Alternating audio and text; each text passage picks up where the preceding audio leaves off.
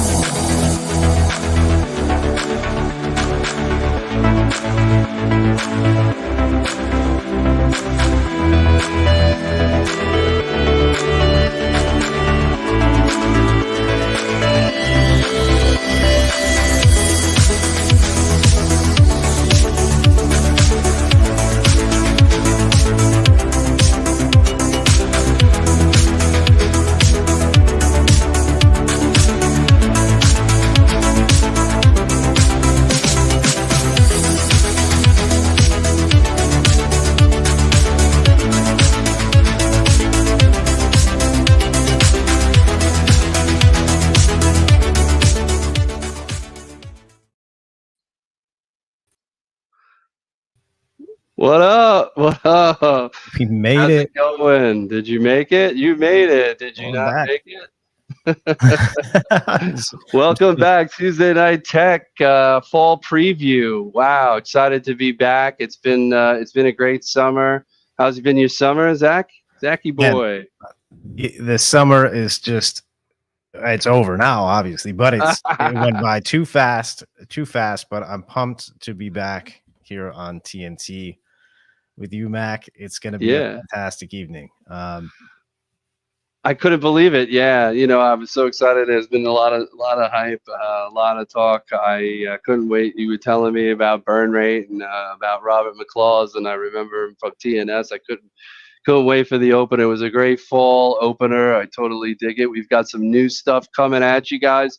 These sessions, Tuesday Night Tech's going to be hopefully more than once a month.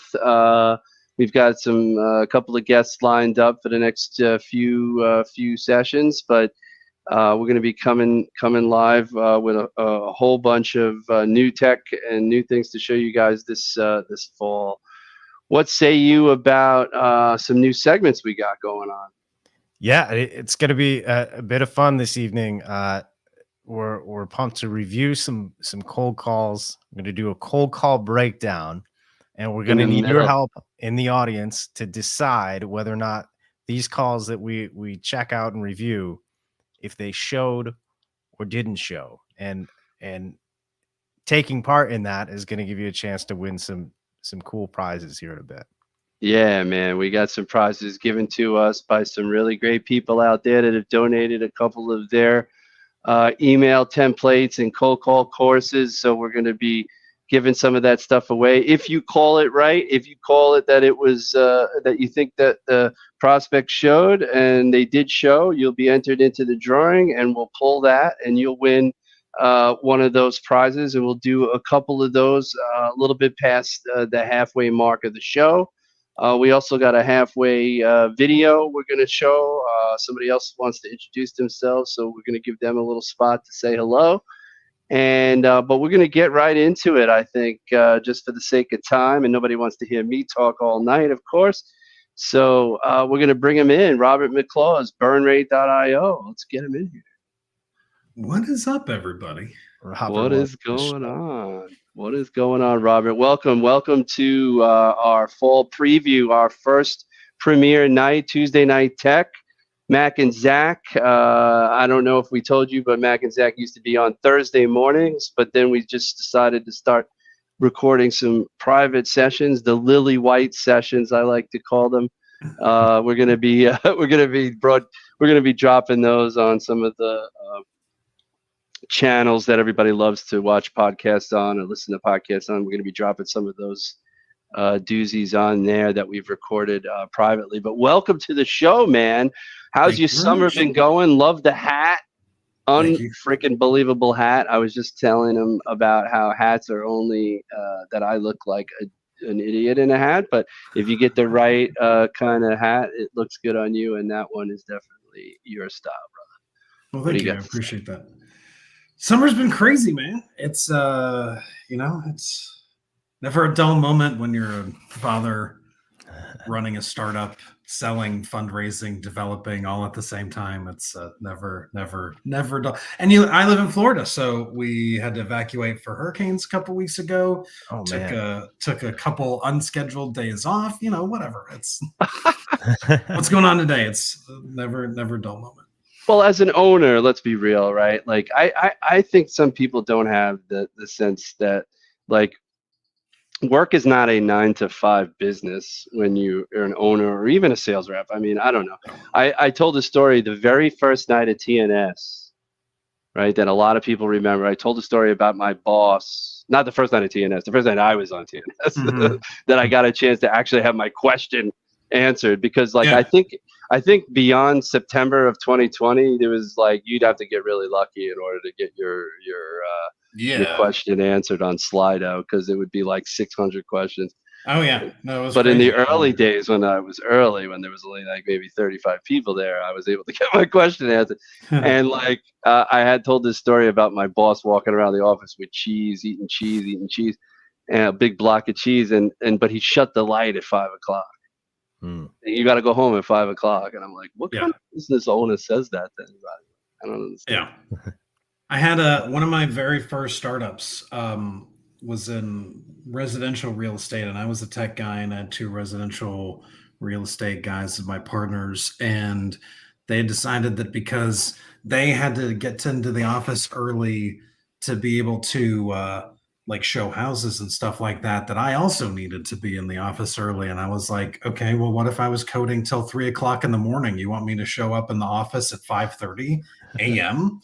Like, that's just not happening, guys. Yeah, just inflexible. And then I saw something yesterday about how there's one community, one of those swipe left, swipe right sites that will not be named that mandated coming back to the office, and then 50% of their staff quit. It's like, welcome to the future, folks. That's ridiculous. Yeah. So you have kids, you have young kids, or so my oldest is coming up on 20 and my youngest is coming up on 12. So I'm like one year away to having my last kid be a teenager. Nice. Yeah. So I have an 8-year-old, and this guy's in with 4s and 2s, I think, right? 4 and 2-year-old. Yeah. So let's get into it, man. Welcome the show. Essentially, everybody. I don't know. Did I talk about the new format? Yeah, we did. We talked about what's going to go on. Let's get into it. Listen, you probably, like many people, didn't have your own business. You probably started like all us other scrubs and had a job and worked your way into something, and then decided to go out on your own. So I guess one of the biggest questions we always like to ask a founder when they come on is like, where was that moment of, where like I have to go and do this on my own? So curious. You could start with and then tell us the story about BurnRate. I am the world's worst employee. I'm absolutely a terrible employee because I like thinking outside the box. I ask too many questions when you're on development teams and stuff like that. And certain jobs that I've been on, they a lot of times want you to shut up and do the work. And if you think something should be done a different way, or you want to dig into something more and like really understand the customer, it's no bueno. It doesn't work out. And so I never really found a team that I liked working on where it fit. There was always there was always an issue. There was always bureaucracy that I had to deal with. And I was just like, you know what? I am really good at seeing problems. I'm really good at finding them, and I'm really good at fixing them, and I'm good at architecture. So I want to build my own thing. And ever since I was a little kid, I grew up kind of idolizing Bill Gates. I thought it was really interesting how Microsoft was built, and in a time when a lot of people gave him crap for how they were running things. You get a pretty solid comparison of Apple versus Microsoft. Microsoft, the ecosystem makes $9 for every dollar that Microsoft makes. And I loved the idea that I could go build my own company on top of the stuff that they build, that I could go and have and employ hundreds of people potentially, just being able to sit down and learn how to code. I started off in BASIC in like 6th grade on an Apple II, like programming card games, random number card games, just stuff like that. And then BASIC, and then right? evolved, BASIC was a language. 10 print. BASIC, 10 print. Go to 20, go to 10, right? Yeah. That kind of stuff. So I grew up on that. I grew up on, like, I built an Outlook. I built like a contact management add-in in Word 6.0 on like Windows 3.1 back in the day. So I'm old. I remember dial-up. I remember like the time before dial-up. So I had a Gateway. Was my first computer. Gateway, man. Came in the cow box. But I grew up on the Atari 400. Like the 1600 was like, you could program that shit. Like there was like buttons on that and stuff. My man, John Montague. Good to see you, sir. Good to see you. What's up, buddy? Man. I saw John Montague live on some of the SaaStr pictures. So good to see you, my brother. Nice. Yeah. So, it's, I really, from a young age, I wanted to be an entrepreneur. I liked the idea of, and my idealistic early days of, wanting to be able to provide for other people beyond just my family. That's something that I built, and something that we all collectively built together could feed the families of hundreds of people. And so as that evolved, I have a whole career that I spent in like Microsoft enthusiast communities. I'm a 5-time Microsoft MVP, which is an award that they give to people that support their customers. So I've done in like 3 different technologies. I'm still really prolific in like open source software development and stuff like that. I think my contributions of like 1.7 billion downloads and stuff like that. So like I love tech, but in the process, in my journey of like being a tech person, ultimately I wanted people to use my stuff.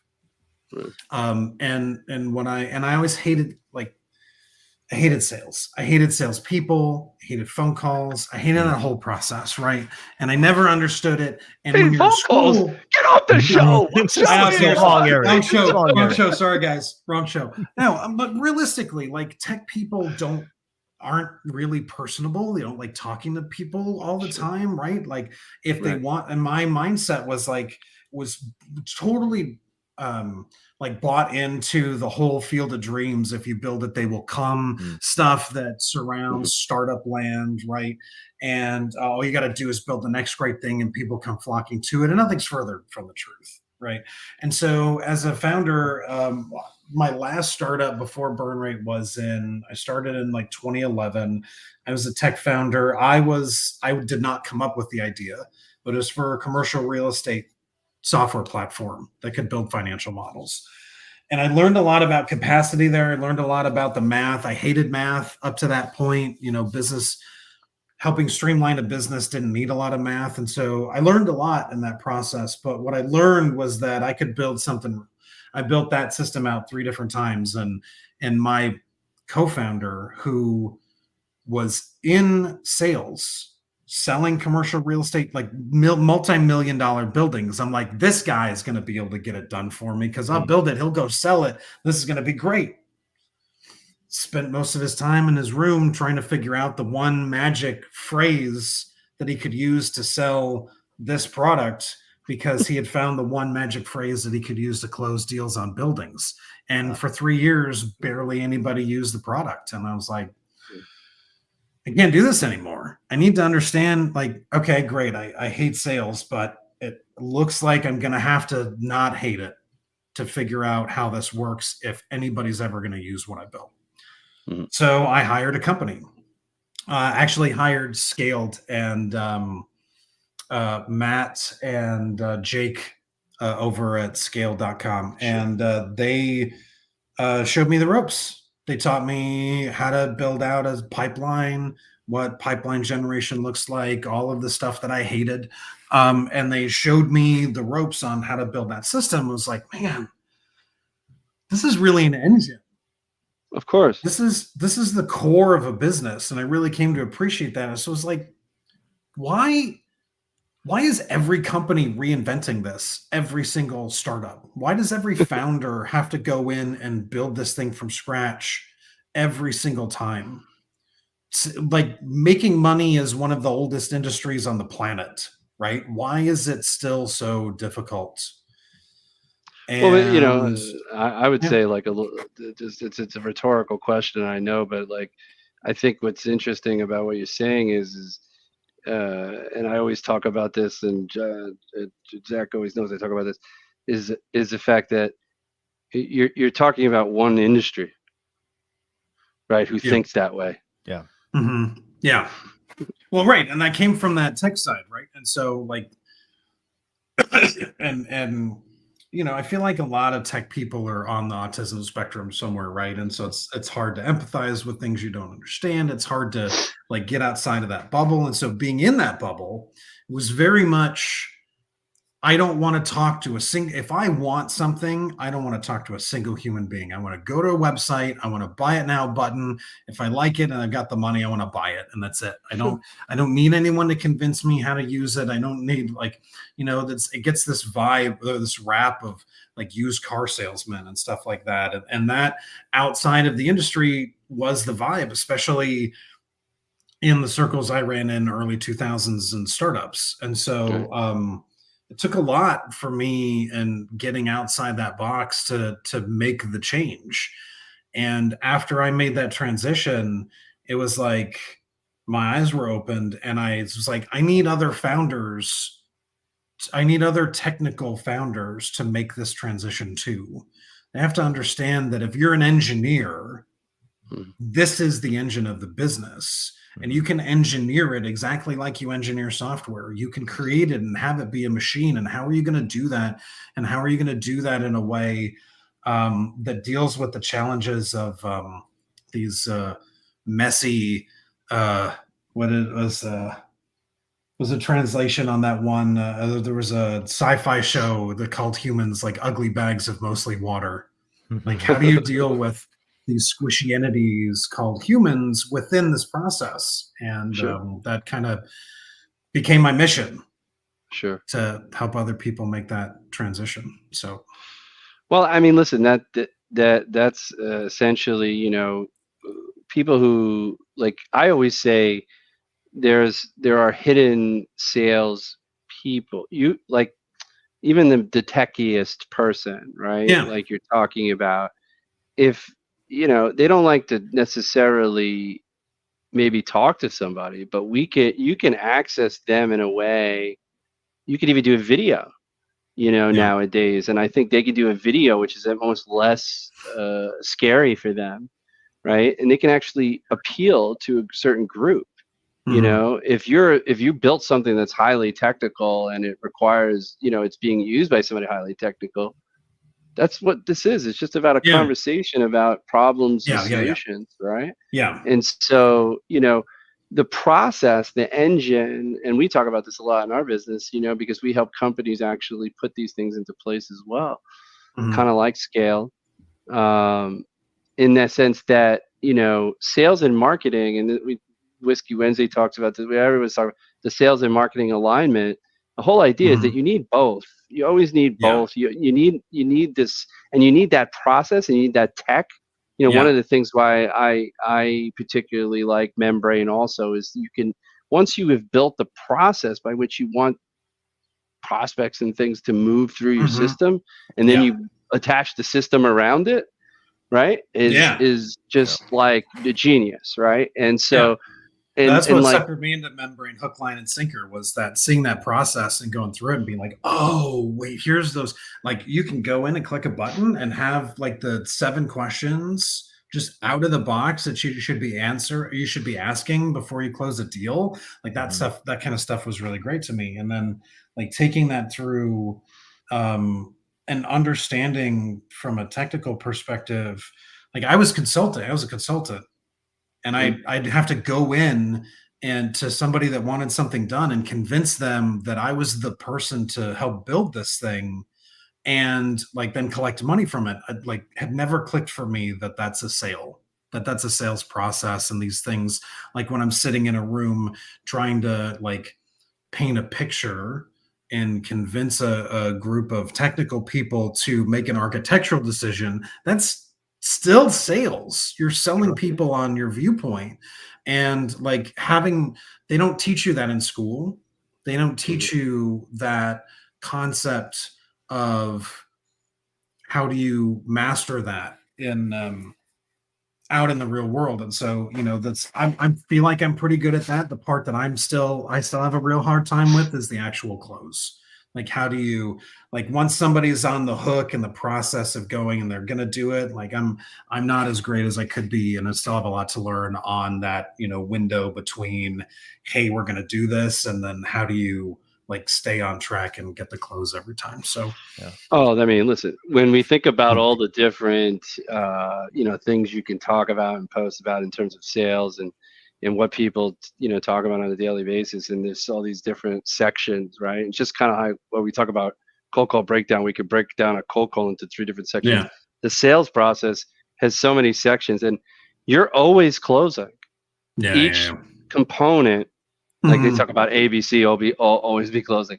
Each component, each step, right? And so if Yeah. the close, the very next thing to say, how do you sign, how do you get the signature, how do you get that part, those, you could even break that down into a bunch of things, and each time get better and better at each one of those little things, and your close rate will go through the roof. Sometimes people, it's interesting, like we used to say, like, look, if you can't talk about money, you Yeah. can't talk about a budget, you're never going to close, right? And Mhm. so if Yeah. you pass the budget and money stage, Robert, you don't got that far to go. You Yeah. just got just a couple more at bats, I guess. The more at Yeah. bats you get.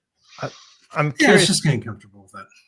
I'm Go for it. curious to hear a little bit of, or maybe a peek into some of those behind closed doors type conversations that you have with other founders who maybe Yeah. haven't come to terms with the sales side of the equation. Yeah. So here's the thing that I love about my job more than anything else, especially these days. I get to talk to founders, founding teams, sales leaders Yeah, about but what their plans are and what they're wanting to do and how they're wanting to go about doing that. Right. And I get to hear about their aspirations and like, what are you thinking about trying to achieve this year? Right. And there's one founder in particular, I won't name names, but there was one team that had one of the co-founders. When I first met him, he just looked tired, right? And I try not, you don't want to judge people, right? But at the same time, like I could tell the guy was tired. And we were talking about how they had raised the Series A. They had gone in and burned half of it. Then they had to fire a bunch of staff, and now they were trying to figure out what to do next. And so we had a real conversation about, what a lot of that was VC driven. They told us to push here. They didn't really give a ton of insight as to why. They just kept wanting to throw warm bodies at the problem. We sat down and we went through, what is your actual goal? What revenue number are you trying to accomplish? And let's start breaking down the number of people that it took to get there. And there was this jaw drop moment in the conversation where he got to see exactly what it was going to take. And you would think when somebody tells you that you're going to need like 15 more people than you thought, that would be a disheartening moment, that it'd be something that'd be difficult to deal with.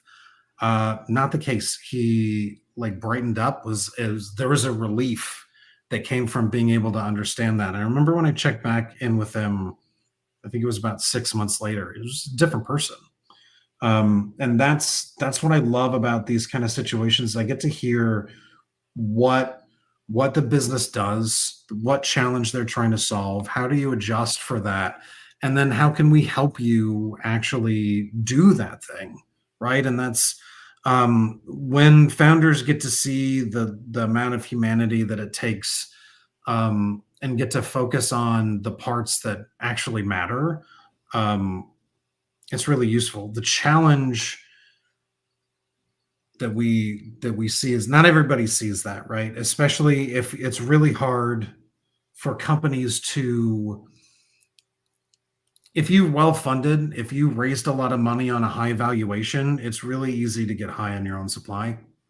It's really easy to be like, well, I've got the money. I don't need to worry about this problem. And even we didn't raise a ton of money, but I'll tell you, when we hired, the money went quick, right? And so you, as a founder, it's kind of surprising if you're able to raise and get through that process and get successful and start hiring people, how quickly what you thought was $3 million is going to be gone on problems that, or people that you spent too much money on. So that's that's the biggest challenge, right? Helping technical people become business people. Yeah, I was going to say there's a lot of other ways a business could go south, and I think both Zach and I have stories about that as well. So oh yeah, but I see a lot of VCs talk about this, like just get to default alive. Yeah, and I'm always on Twitter. You'll see me like, what the hell are you talking about? Default alive? Disney isn't default alive. And 2 years ago, they had more money than you could possibly imagine. But like, what if Disney? Every company is one bad decision away from total disaster. Every single company. It doesn't matter who it is. You talk about Disney and whatever decision they made, and all the stuff that's been going on recently, and how the economy has dropped people's ability to go to theme parks. That's one thing. If Disney had decided to put a bunch of their cash into Bitcoin 2 years ago, they'd be toast right now. Right. So like these kind of decisions, like it doesn't matter how big you are. It doesn't matter what size you are. You are not too big to fail. And it's a real challenge, but it's part of what's been great for us is, you have to, as a founder, the number one thing that I talk to them about, you have to survive long enough to become relevant. Mm-hmm. Your only two jobs are to hire the right people and not run out of money. Nick Massaro said, default what? I said, default alive. I said, no. If 90% of companies fail at every stage, and a lot of the people say 90% of startups fail. That's not true. 90% of startups fail at every stage, Series A, Series B, whatever. So if that's the case, every company's default dead. You are working and striving against entropy. You are working and striving against the gravity of the overburdening your company with humans. And how do you stay afloat on top of that and constantly build a bigger boat and keep that and not like have the boat sink while you're adding more crap to it? So, SBA loan. I'm just kidding. Yeah. So obviously a lot of talk about the broader economy, right? And some of the headwinds these startups especially are facing now. Do you feel like that positions your company in a better spot over the next, call it 5 years or so? Oh yeah. I mean, look, realistically speaking, like it's when in a zero interest rate environment, when like companies are just getting funded 3 million, huge valuations that their business model does not support, but it's hot and everybody loves it. So we're going to throw a bunch of money into this. It's really easy to, again, to just feel like you're just going to throw warm bodies at the problem and you're going to blitz scale and everything's great. Blitz scaling is nonsense. Okay. It's a zero interest rate environment concept. I know I have talked to over the years plenty of companies that raised a crap load of money that after the demo is like, you know what, I got enough money, I don't need this, but I appreciate your time. And then 8 months later, I read in the TechCrunch that they're dead. Series A, Series B, Series C companies that thought they didn't need this kind of thing. Everybody needs it. It's just a matter of going from product led or like, founder led to, an outbound motion is like just a whole like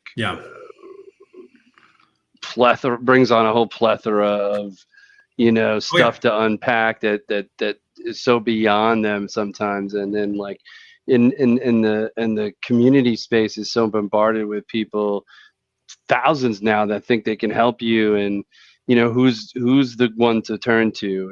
Not everybody's Scott Leese, not everybody's Justin Michael or whatever, and so I think it's a scary world to live in, and you're trying to do it sometimes on the back of your own money too, so forget about raising money. So listen, we're gonna I think we should take a pause here and play that other little promo video, and then we could come back from that halftime and really let's get into talking about how you came to BurnRate and what BurnRate does and what the software does and how it impacts those leaders. And then we'll get into that. Let's get into the I will say right before we do that, we were talking about feedback and advice and all of that, and what advice to listen to. I saw this great tweet the other day on what your product would look like if you listened to investors. If you took every VC's advice, this is what your product. It's pizza, right? But it's got a little something for everybody. There's a pizza hiding under there. Is there chicken on top of that pizza? There's a half a chicken. There's like Skittles and chocolate sprinkles. That might be a more controversial pizza than Hawaiian pizza. Yeah, I think I'll just add this before we break here. I think that there's a lot of ways to build a business or grow a business without having to take money from VCs. You can take debt, but you don't have to take it from a VC who's going to just eat your company alive. So but anyways, it's about knowing how to say no, right? I really like this idea that has come front and center recently, that no is a complete sentence. Sure. It's okay to say no. You don't have to listen to every single idea that comes out there. It's okay to be opinionated. And going back to Membrane's a great product that is highly opinionated about how things should get done. And, there needs to be more of those things in the world where, that viewpoint, that opinion, you have to be able to be flexible in execution, right? But you have to have a North Star on how you think about things. And then, opinions are like assholes. Everybody has one. It's about but people will respect it. People will respect you sticking to it and showing that you're the expert in this and showing reasons why and what have you. And I think the issue is sometimes it's like in negotiations, right? In negotiations, people they're going to always ask for a better price. Doesn't mean you have to give it to them. And people are afraid to say no, and maybe they pull their pants down because they're afraid that person's going to walk away, when in fact that person's just doing their job. Right. Their job at the end of the year is they get bonused on how much money they save the company. So they're just asking you. If you say no, that doesn't necessarily mean they're not going to go with you. It just means that they didn't, they've already sold on you. They're going to go with you no matter what. Right. But they just want to get the best deal. So they ask. And if they get a no, it doesn't mean they won't say yes. So let's break to this. I don't know. Do you want to introduce this, Zach? This is no. We'll just do it up, run it, and sweet. Jump into the demo. So excellent. Well, stay tuned.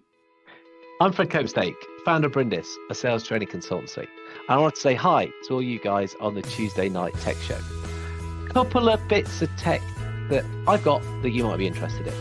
First up is Fred AI.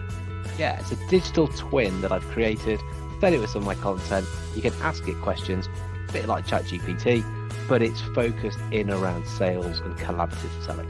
The other thing you might quite like is a scorecard where 35 questions, takes about 5 minutes to go through, and it'll give you a bespoke report which will open your eyes to some of the things you are doing well in sales and maybe a couple of things that you want to have a bit of a look at. So yeah, a couple of bits of tech that I thought might be useful for you. Cheers.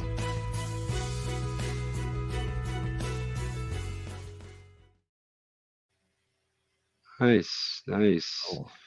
I like that guy's voice. He's a couple of bits of tech. Did he look like me? I thought he looked like me. I don't know. Like he was talking about being a twin. I thought he was talking about me. I had no idea what was going on. Twins.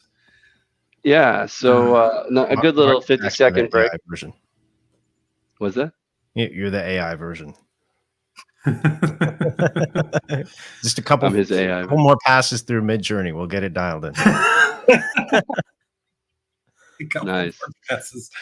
Number 3, re-render. Exactly. So let's get into it, man. How did you come up or get into BurnRate, and what does BurnRate do? Why? How? Give it to us. Yeah. So trying to keep the story short. So I was back in that other commercial real estate startup in 2011. So we had the concept of that product was, how do I take a 300 unit apartment complex and understand the revenue over 10 years? And people would build spreadsheets to do this. And they would basically give you, here's all the rents now, and here's what your revenue, here's your revenue today. Here's what your revenue could be if you maxed rents on every single unit. And like that process of understanding how that works is totally flawed. So we had built out a model of, when you're in commercial real estate, fun fact for people that don't know, you make money. Where you make more money is when you turn over the unit. You're able to renovate it. You make a few adjustments, and then you're able to raise the rents, right? And so our process and the algorithm we built talked about, what's the rent right now? When is the lease expiring? How much money you're going to put into it when it turns over? How much you're going to release it for? How long is it going to be vacant while you're improving it? And then what's rent's going to look like as you've made these improvements? And so we built a platform that could do that for 300 plus units in 5 minutes, when it would take people like 40 plus hours to build out spreadsheets to put that together. And so within that, so I got that model, right? And I can build out and make it real complicated and do whatever. And it was fast, and I loved it. It was great. A 3-year lease looked a lot like the 3-year life cycle of an enterprise customer, right? And so I started thinking, can I use this to model out software sales? When is a customer going to land? How long am I going to keep them for? When's the revenue going to come in? And how do I upsell?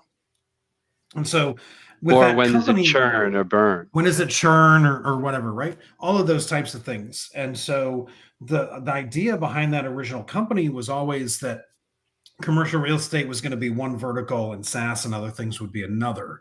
Well, I couldn't run it through the initial model, right? I tried, and there's like the 0.9, we're trying to raise money at the time. We were trying to sell, all these different things. So, the VC, this is 2011, 2012, 2013, right? So, the VC advice at the time was go download Christoph Jans at 0.9 Capital, download his, crazy 5-tab spreadsheet that had 3 different product lines. If you tried to delete one or anything like that, the whole model would fall apart.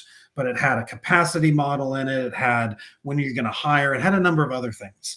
And this thing was a time suck.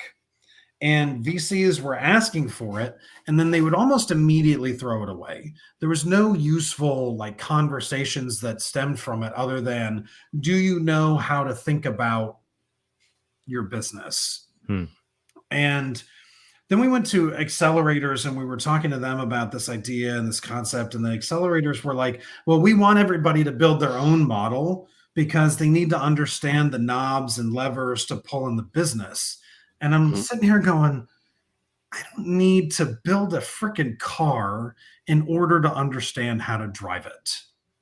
So why not just give them the knobs to pull to see how the business works? Why do I have to know how to build a carburetor and know how to build an air conditioning motor and know how to build brake lines and all this other? Why does every single freaking part of this car have to be built from scratch every single time? And that was the moment for me that was like, I'm going to do this. And I'm wearing this shirt today. This is the Sales Loft 2018 special from the Sales Loft conference, because we cobbled together a little money and we went to Atlanta. I'm in Tallahassee, Florida. So we took 5 hours, drove up to Atlanta, and went to the Sales Loft conference. And a formative thing for me was being in several of the different sessions about women in sales and women in revenue leadership, and hearing the challenges that they have, being one of the only women in the room, and being totally right about, like, hey, we've dug in, we've done the research, here's this problem that we're having in the business, needing to fix it, and being overridden by men who are like focused on ego and no, I don't believe that, and how much extra data that female revenue leaders had to have in order to be able to get a point across in the boardroom, in collaborative meetings or whatever. And that really opened my eyes to, like, hey, and I think I'd mentioned it before, the original product that we had built and what we were messing around with was trying to help in the fundraise. If I want to get investment, how do I show investor? How do I have the Christoph Jans 0.9 Capital spreadsheet? How do I turn that into a product? As a technical person, every product I've ever built has been converting someone's BS spreadsheet into an app. For software developers, you'll get it. Like, every single app out there was somebody's crap spreadsheet turned into an app. Right. So I learned in that process the fundraise is the absolute worst time to sell a product to anybody, because the founders are poor, companies broke, and then VCs don't buy software. They will not buy software for their portfolio companies. They'll barely buy it for themselves. That 2 and 20 that you get, like, that's gold. You don't touch that with a 10-foot pole. One of our investors actually was that it'd be easier for us to write you a scout check than to do a deal where we bought it for our portfolio companies. And I was like, so about that scout check, let's have a conversation about that. Right. And so, like, I learned that these are not the people to sell to. So who am I going to sell to? In the process and just having conversations and digging into this, founders, CFOs, and VCs together will go build a spreadsheet that thinks about the business from a cash perspective. The VC says, I'm giving you cash. What are you going to do with it? And that whole model is designed to spread the cash and have it bring money in the door.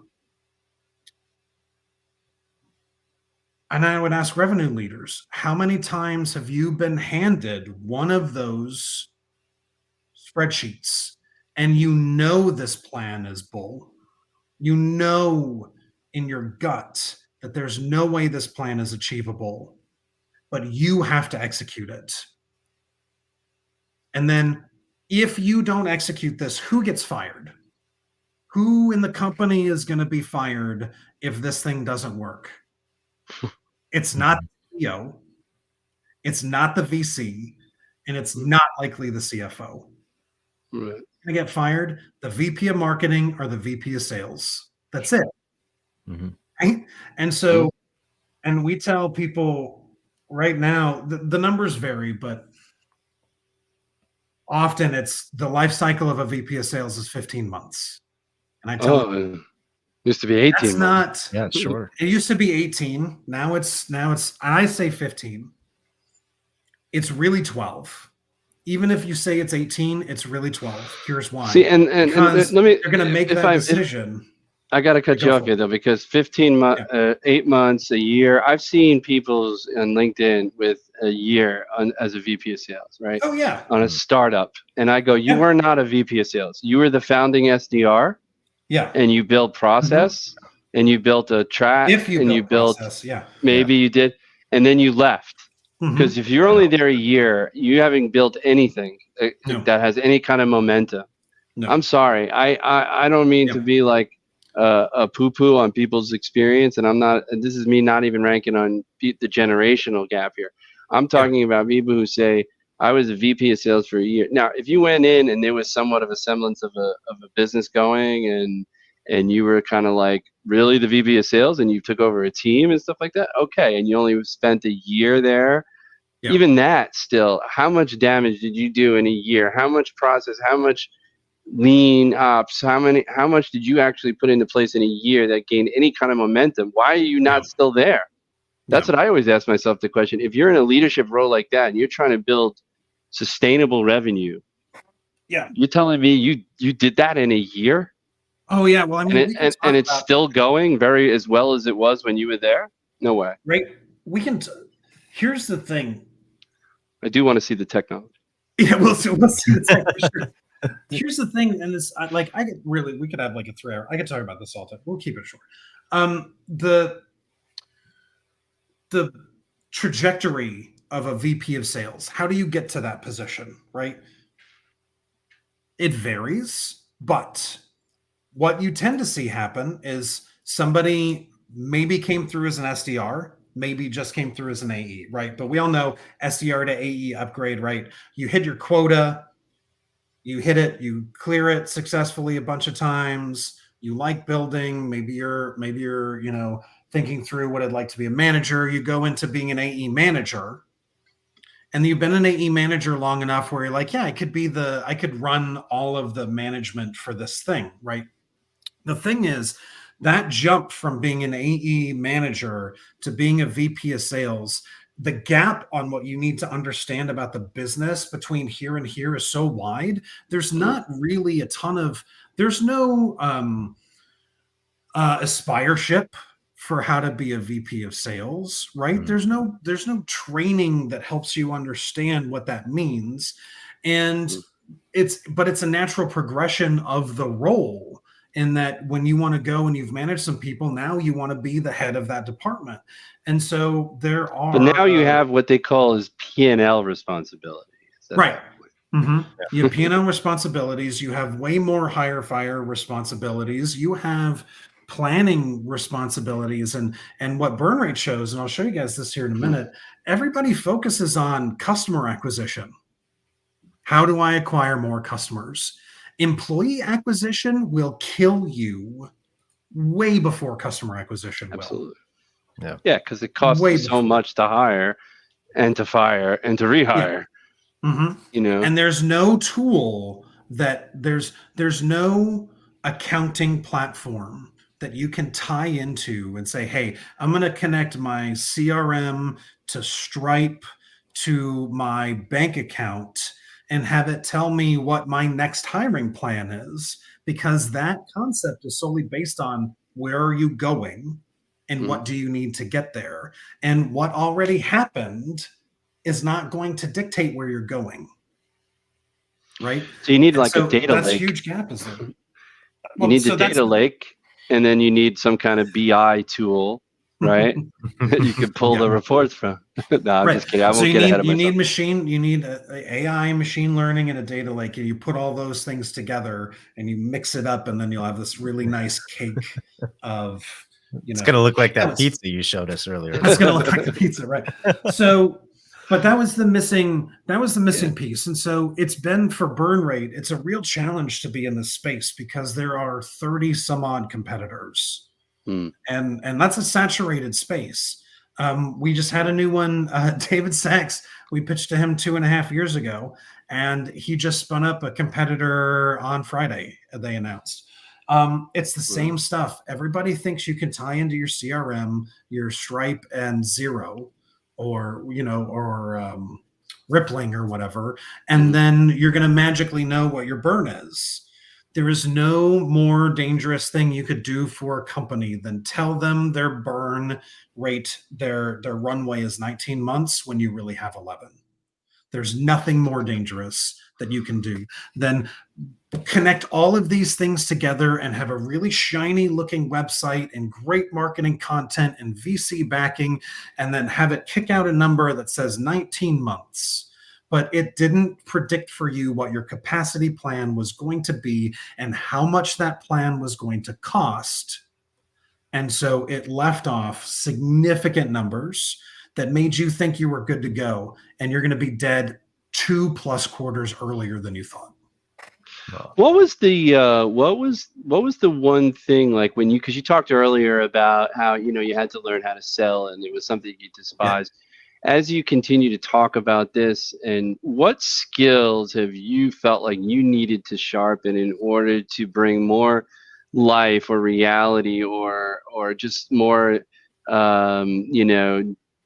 genuineness, I guess, in your pitch, if you will, coming from the tech side and not really maybe having that extroverted kind of sense, but more introverted? Like, what did you really need to work on, and how did you switch that?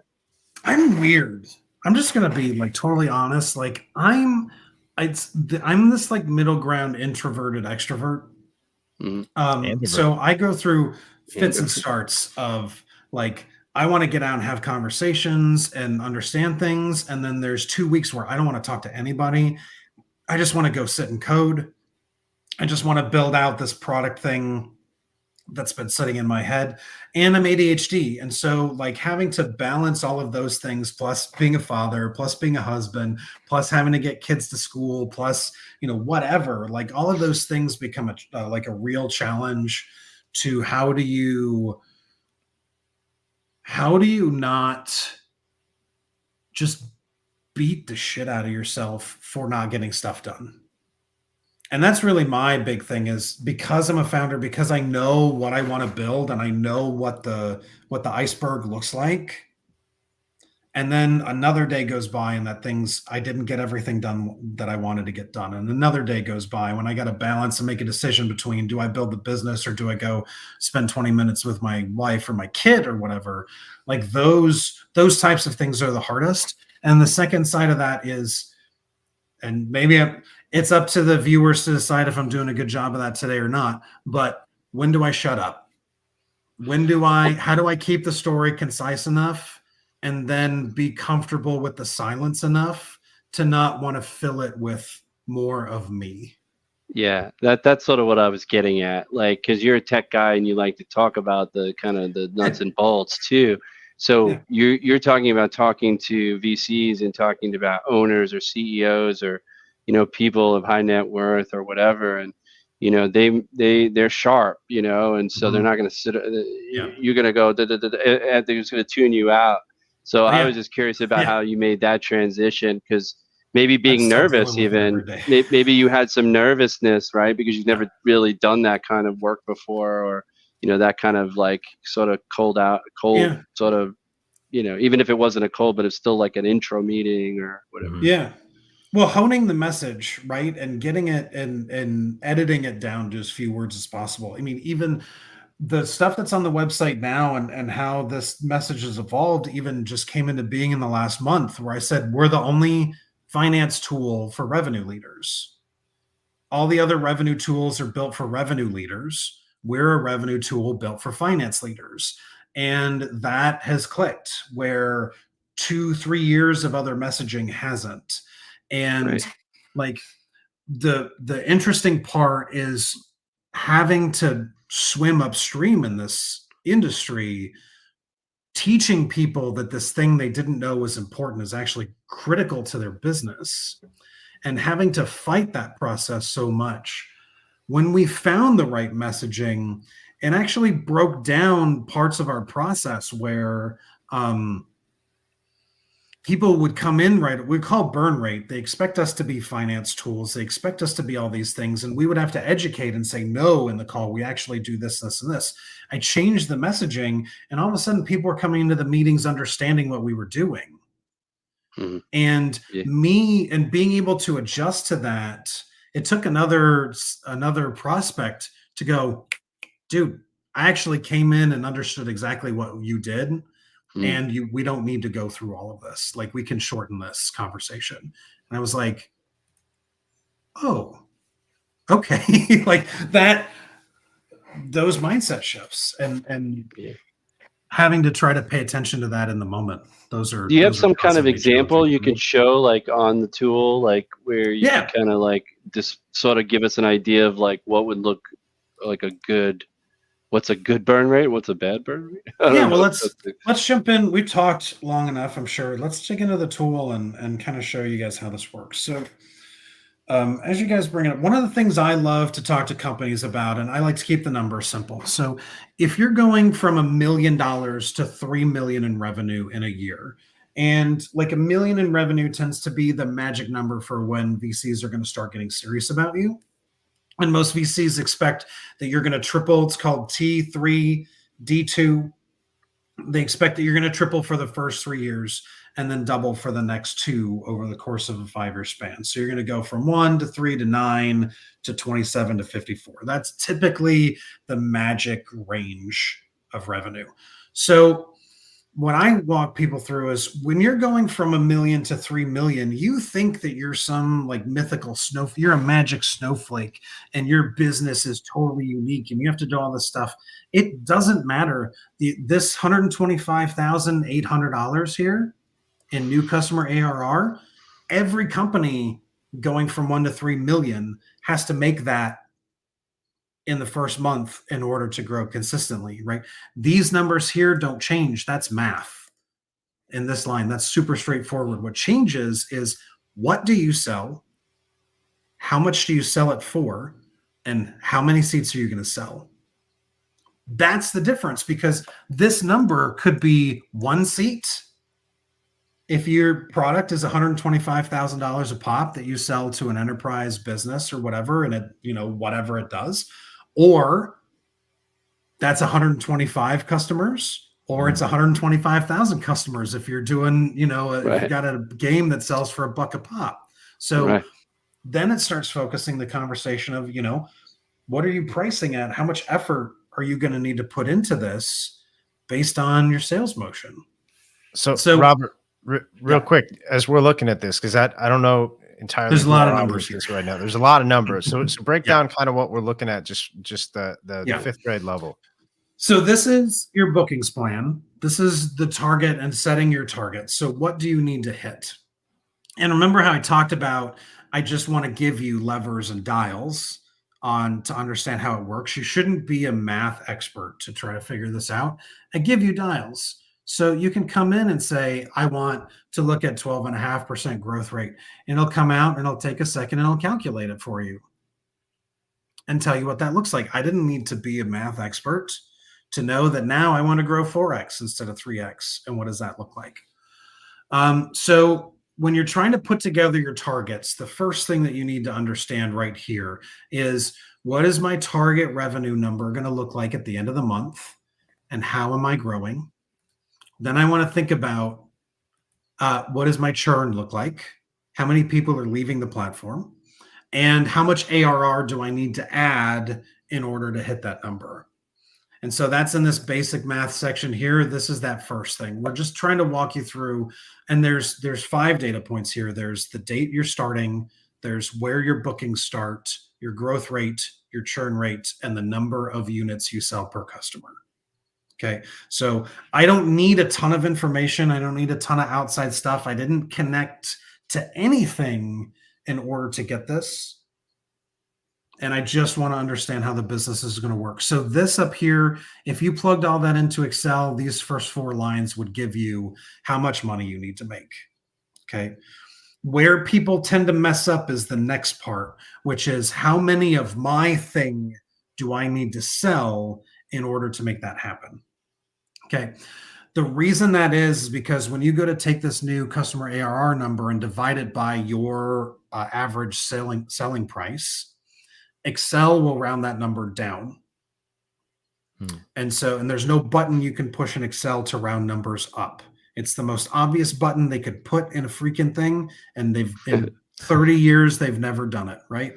And so the first thing well, I don't necessarily know if it's a good practice to round up. My wife tends to do that. She's like, oh, 4,800, that's 6,000. I'm like, 4,800 is 6,000? That's not rounding up. Right, but here's the thing, like on a 12-month plan, if you're not rounding up the number of deals you need to get done, and it's rounding those down, you're going to leave 6 deals off the table on average. Right. If those are $99 deals, it's not a problem. Right. If they're $400,000 deals, that's a massive freaking problem. Right. Right. And so I showed this to VCs, and VCs didn't even know this was a problem when they were putting their models together. So under this expected new business, expected expansion, all of these things below, we're showing you how does this practically apply to your business. And so if we're saying to get here, based on your price point, you need to sell 130 units, and you're going to sell 2, and we're rounding that up, right? Because I don't need to sell 129.5 units.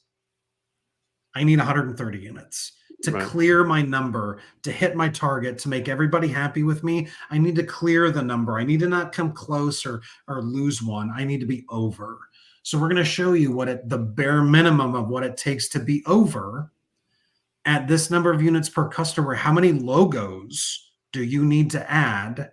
And if you sell that many units, what is your actual revenue number going to be? Yeah, and can you tie that then back to like even, really just drilling down to the sales metrics that the team needs to accomplish on a daily basis? Yep, absolutely can. And that's the whole idea behind this product, is when you're showing you what actually needs to be done, the goal of the long-term goal of BurnRate is to be able to show you exactly what that means on an individual rep level. So if all of these numbers look great, and here's the thing about Excel, it's a jack of all trades, it's a master of none. 87% of spreadsheets have one or more errors. There is nothing more dangerous besides the BurnRate number. Besides the runway number, there's nothing more dangerous than an old white guy in a spreadsheet. And it's called the IKEA effect. It makes you feel like, because it doesn't know what you're doing, you built it yourself, you value it more than anybody else will value it. And it could be totally wrong, but it's going to feel right. And that means you're going to run with it.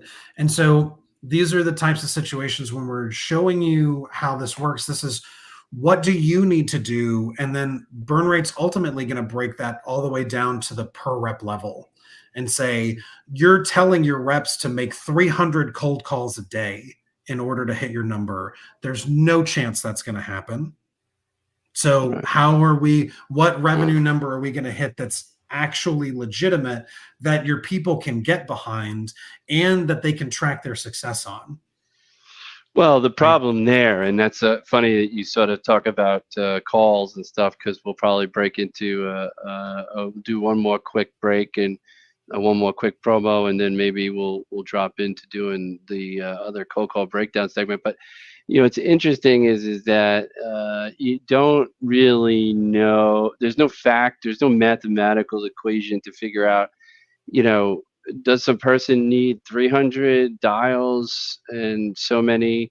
What is the ratio of dial to connect, and then ultimately how many conversations that lead to how many potential meetings? And like, there's so much to be broken down there, and it's different for everybody. So the predictions of like people saying, oh, there's no way somebody could say you need 150 or 300. First of all, 300 calls can't be made without a parallel dialer. And if you think that's the really interesting thing, because now there's a number attached to the fact that, a rep can cost me $60,000 a year, but his tech could cost me $12,000 on top of that. Yeah. So, so we're gonna get into that here in a second, because I believe that based on the number of hours in a day and the how long it takes to get something done, and the number of different tasks that have to happen in a process in order to close deals, that you can actually show specifically at least a guide point of how many activities need to happen in order for a number to get hit, because it is an engine. most companies don't do a good enough job of collecting the data. And so the numbers that they come up with are bull, right? Yeah, I was gonna say they're random. That's why it's interesting even in an early stage company or startup when they say this is what they think they need when they have no precedent. Yeah. And it's hard. You got to start somewhere. It's, oh, well, he did it. That's how they did it. That's how I did it at my last company. Yeah. There's a lot of craziness or stuff you could be afraid of in that sense too. We have another clip, Zach.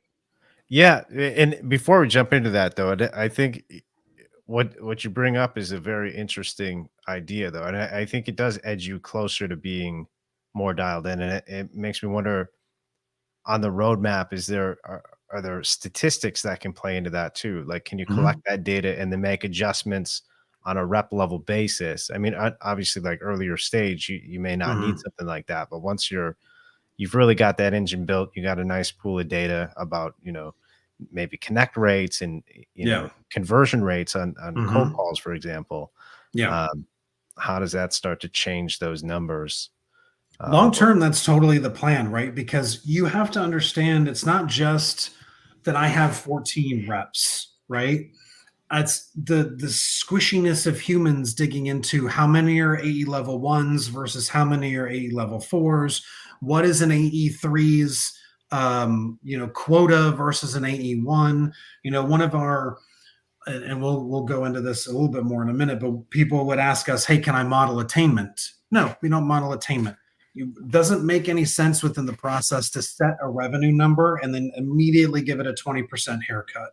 What you need to understand in this process is what is the bare minimum number that a rep needs to hit in order to keep his job or her job. And after that, any number below that is your cutoff point. You as a manager are going to tell your people that that number is higher than the cutoff because you want them to shoot for that goal because here's your line. And those types of educational things and how do you adjust for that? There's some of what we do that's teaching people to unlearn some of the management things that they've learned because tools like Excel do not let you dial in to the level of detail required to be able to understand those things. But you don't need, if you're not focused on actually building out a spreadsheet that's basically guaranteed to be wrong. We say if 87% of spreadsheets have one or more errors, then the only accurate spreadsheet is blank. And it's all downhill from there. If you don't have that as your tool, if you have something that actually understands the task at hand and helps you build that model out, then you can be much more specific. You can understand the statistics. You can get down to an individual rep level. And when they come at you with a number that's like, how the hell am I going to hit that number? You can actually break it down and say, here's what your days are going to look like. Yeah. Roughly. And here's how this is going to work. And then help you actually achieve that.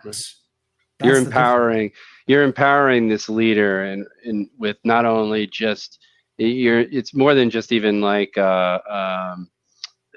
confidence building. You're empowering them with a tool to really understand it at a deep level and what it means financially, for the company. I mean, everything. And then go back the other way and make management understand what they're asking their people to do. Right. That's the thing that I've seen more often than not, especially at the VC level. Realistically, most VCs are not operators. Most VCs have not been in a position where they have to make those decisions or actually watch what's happening. And so they don't understand when they hit that number and they've run it through their spreadsheet, they don't understand what they're asking of the people they've invested in. You're going to mess around. And so this validation goes both ways.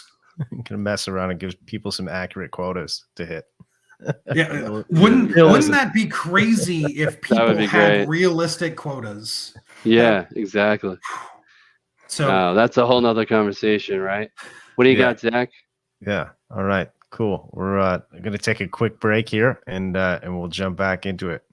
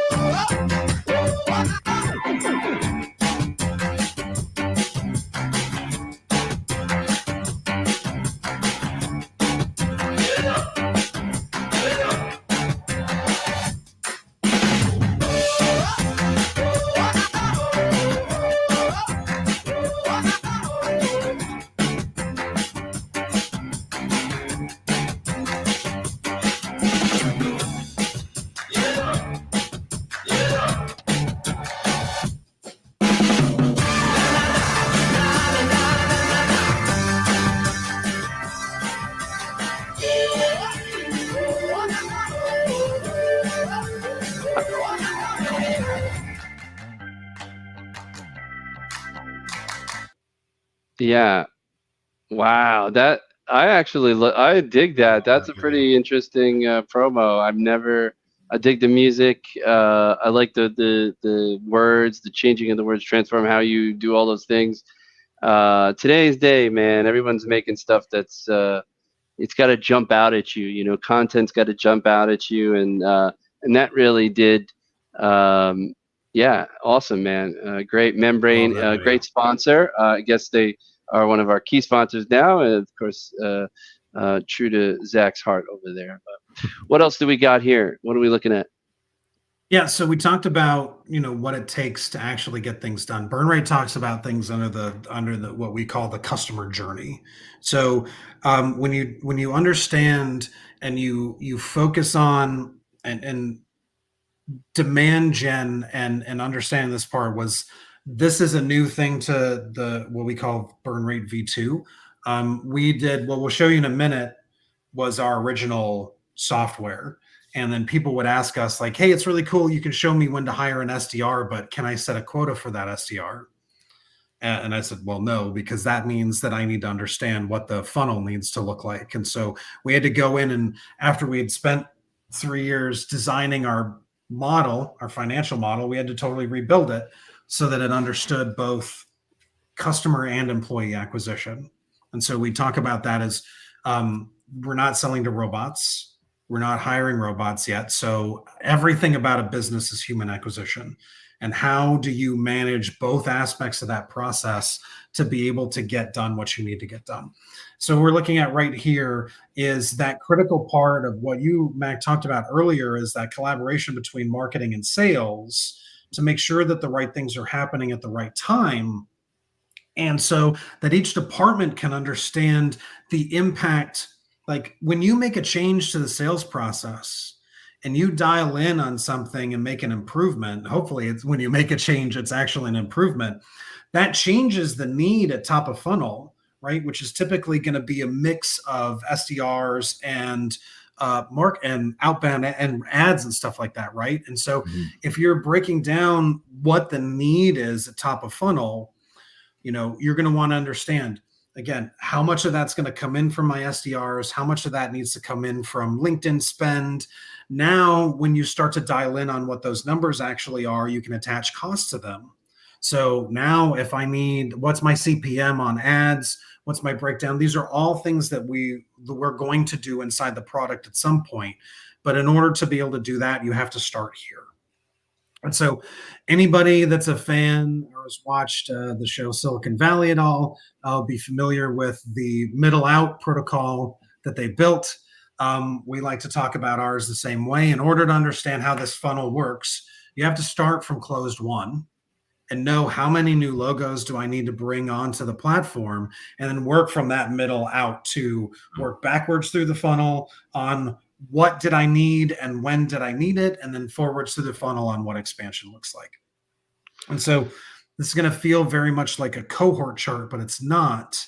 Every color through here is walking you through the need in that part of the sales process. And so what we've seen on other spreadsheets when teams do this, they'll show the funnel and then they'll work back through the funnel and say, well, I need 60,000 deal or eyeballs to get 600 deals done this month. No, that's not how that works. If you have a sales process, this thing's going to take time. So what we're showing you right here, just as an example, is I need 29,360 eyeballs in May to get 236 deals done in December. See, that's the power, just because right there you can ultimately plug in, or somewhere in there it's already plugged in, and the estimated sales cycle length of the sales cycle to say, this is what I do today. See that's a critical component. When I used to sell kind of CFO as a service, and that's why I brought up the data lake thing earlier, because that's what those guys have built. They built intelligence tools inside a data lake and everything. And one of the things was interesting was that it's like they built these front end pieces where if I change a number here, it's this like waterfall effect that changes everything for everybody in every department and you got to, as a business owner, and some of the things I'm taking away from here is that these leaders aren't just VPs of sales. They aren't just the CRO. They are financially responsible. They have a fiduciary responsibility to the organization, right? That if they have access to this information, that they should understand, even as a business owner, you should know if I place a resource here, if I sink money into here, if I place $1 here, am I going to take out $2 over there? Or am I going to lose $4 over there? Right. And so I think, when you look at the grand scheme of, or kind of the grand idea of your product, what I'm taking away now is, at this level, you should be able to have your pulse on these components. And by seeing it all in this kind of almost single pane of glass, is sort of what I'm seeing with this platform, is that I could see these views as being this sort of enterprise view, and help me understand the ramifications of the decisions I'm making here and here and here. Right. And those are the biggest challenges, right? And so what happens what we often see is either the CFO, revenue operations, or somebody is in charge of the spreadsheet. And all of these different people, and I like to focus on this a lot, because the go-to-market people are the ones that actually have to bring the money in the door. And their jobs are the ones that are on the line if the plan won't work. And so how do you validate, how do you get those people who are experts in what they do to be able to validate and get their viewpoint back to the finance people? Because it's really rare that a finance person has ever sold anything, right? I look at it as in a restaurant. I grew up in restaurants. So you have the front of the house and the back of the house. You have the back of the house guy in the office running the numbers. He doesn't have to deal with customers directly. He doesn't have to deal with the line if, your fettuccine Alfredo came in tasting like crap. So how do you empower the people that are actually on the floor doing this job, understanding how it works, to go back to the finance people and say, no, this is not going to work. Let's go in, and I now want to be able to create my own scenario. And we have this function over here where you can just go in and copy all of the data into a new scenario. So now I can take over all this data myself, go make a couple changes, and go back and say, that's not going to work. Here's why it's not going to work. Now I'm going to show you how it is going to work, but this means we're not going to make as much money as you thought. And then people, oh, well, we still want to hit this number anyways. They're like, sorry, guys, it's not going to be possible. Here's why. Yeah. That's the conversation that needs to happen. But you can't even have that conversation in a healthy way between marketing and sales right now, let alone go to market versus the finance people, because the tools simply aren't there. And everybody's focused on customer acquisition. But everybody wants you to connect AI to your CRM to tell you X, Y, and Z. And yet everybody's spending hundreds of thousands of dollars trying to make the CRM data not be garbage. So talk to us about, like, at what stage is a company, like, what are the stages of the companies you're working with? Like, when do they come to you? When is they ready for something like this? Yeah. So when you're going through this process and you have, the time series data in here on, not just that, I've got a conversion rate, but here's how long each part of the process takes. We added demand to the product because when we originally just sold the sales, we did a pretty good job. We got a number of customers. The challenge is sales leaders leave. And then if it's not in other departments, I've just lost a customer. I may have a person that's going to take it to my next logo, but my old logo isn't using it anymore because it was just the sales leader using it. So we had to evolve the product into what we call our stool strategy. There needs to be a leg in each department using the product so that if you take any one person away, so if the sales leader leaves, but marketing and customer success is still there, they'll continue to use the product and they'll bring the new sales leader up to speed. and we won't lose the logo. So that from a fundamental standpoint, after we'd had the success, we really had to look at how we were going to adjust the product to make sure that we weren't going to suffer the same fate as our customers who were, sales leaders.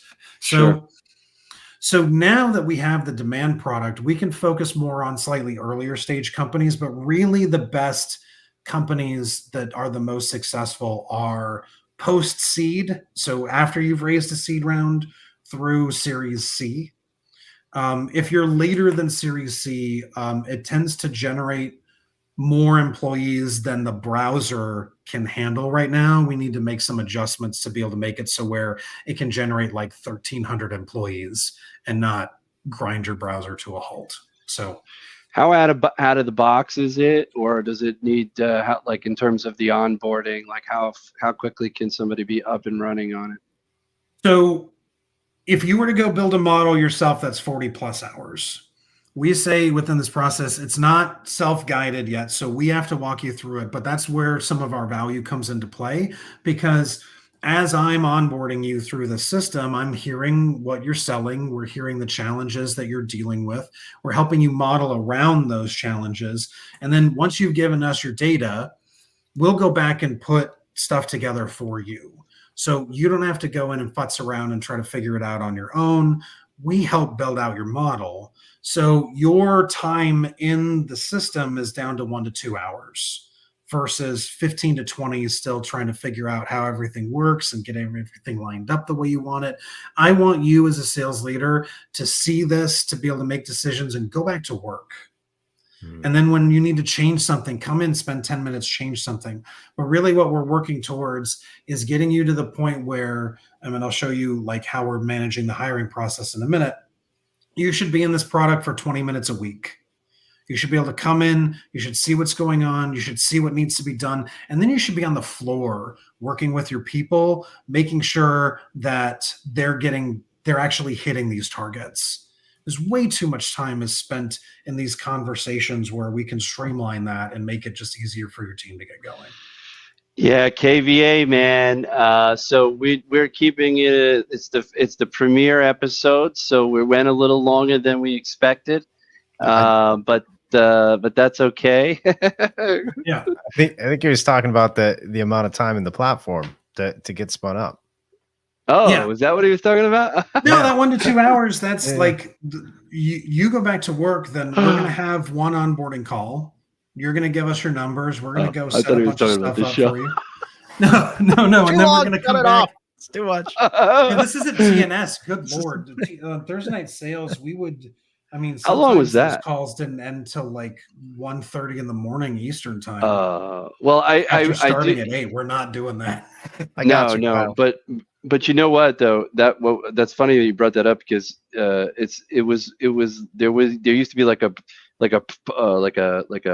happy hour before it that I ran a couple of times, and then after hours, and then it became like at a certain, and then that kind of changed a little bit. TNS Then like after dark. Then Amy like started butting in on that, and she was like, we had to clean that up. That got a little, because it used to get really crazy at night and late night and stuff like that. But we don't have an after hours, but we do want to do the breakdown segment, which we kind of spent some time to create, and we may even just make a totally another show about it, as a matter of fact. But we're going to give away some prizes with the cold call breakdown, so we would definitely want to get to that. But yeah, definitely. Yeah. Sweet. I'll show you the last thing real quick. This is our bread and butter. This is the thing that not everybody understands on the customer or on the employee acquisition side. So when you go to build a capacity model in Excel, this is what you're going to see. You're only going to see account executives, and you're only going to see the ramp up to full quota, right? The problem with this model, and if you've been an AE manager coming into a VP of sales, you're not going to know this is a problem at all. It's not going to occur to you until you're bit by it. There's nothing here telling me what needs to happen before this point to get $13,500 on the books by the end of that month. There's no guidance here whatsoever. There's no understanding of how am I going to hire if I need an account executive and I'm building pods and I want to have 2 SDRs for every AE. When do I need to hire those SDRs? How long is it going to take to get that person trained up? When do I need to bring another manager into play? There's nothing helping you understand how that process works. And to your point earlier, there's nothing talking about how much those things cost. And so if you have a 12-month sales cycle and you're expecting people to put money on the boards in month 3 and they're generating their own business, there's no chance in hell that's going to happen. No. You're 15 right? months. And so how do you show them how to do this? So this is my jaw drop moment. I'm going to take you out of Excel mode and show you the burn rate difference. What burn rate does is bring you everybody in the same context and help you understand there's just a couple little sliders over here. It's not that big a deal. There's only 4 per role, but we're helping you understand what's the quota. How long does it take to ramp? When are you hiring your first manager? And if you're putting pods together, when am I hiring my SDRs versus my AEs? And how long does that process take? So because of that, we are the only platform on the planet that can tell you the day to post a job on the market in order to hit your targets 3+ quarters from now. And if I take you back out of Excel mode, you can see this model said, hey, I need to hire 12 AEs by the end of the year. That's wrong. Every model showing you that this quarter is where this counts. You are actually going to hire people in every month this quarter that are not going to put a dime on your books until later next year. And people will go through and they'll plan out 2023. It'll tell you you needed 12 SDRs and you're done. They start planning in October, maybe by December 16th. If they're lucky, more likely it'll be January 17th before their plan is done. And then the plan's done, everybody's happy. You go down and you look at it and you said, oh, we needed to have 3 people, new people producing in January. Q1 is now shot. You know who could use this? Haven't even started yet. I say Brandon Bernanson, you know, he could definitely use this. I wonder what his burn rate is, for Christ's sakes. I'm not even joking. This is live on LinkedIn. I have no problem saying I remember him saying one time, I don't know how long ago, like that he was going to hire like 150 people in like 2 weeks.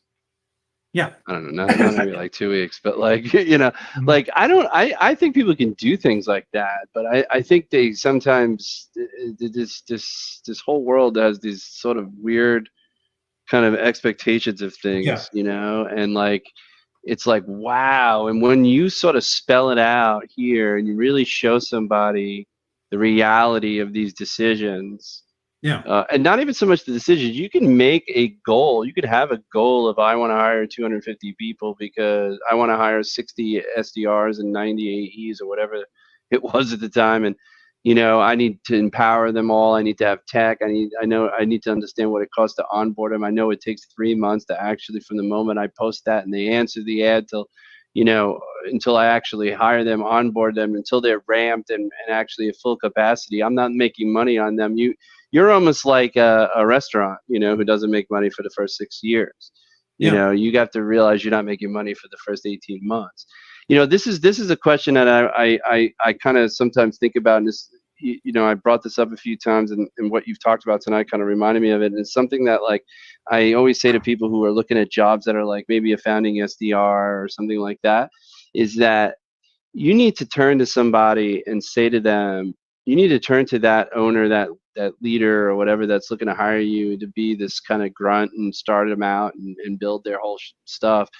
Do you have enough money to feed my salary for the next 18 months if we don't make a dime? Like, do you have, like, if that's the kind of job you know you need your salary, right? So if you're not asking that person if they have that money already, then chances are that company's not going to last 18 months. Yeah. Critical. You know, or you're not going to last. These numbers are red here for a reason. These numbers are red. They're not green. It's not, you didn't hit quota and now you're green. It's red for a reason in the product, and it's very specific. When there is a cost associated with each one of these parts of the hiring process, right? When you go post a job, there's a cost. When you're interviewing people, there's a cost. When you make an offer and you start on day one, there is a cost. There's tools you have to buy. There are all of these things. 36 tools on the market, 0% of them take into account the new tool spending at the point in time where that cost is going to take place. Okay. They'll look at something and say, here's my fully ramped rep cost, and they'll factor that in, but they won't on a cash flow basis understand what the cost of this month is when you are doing these 4 actions. Here's the thing. If you are successful as a company, this employee acquisition motion does not get any easier.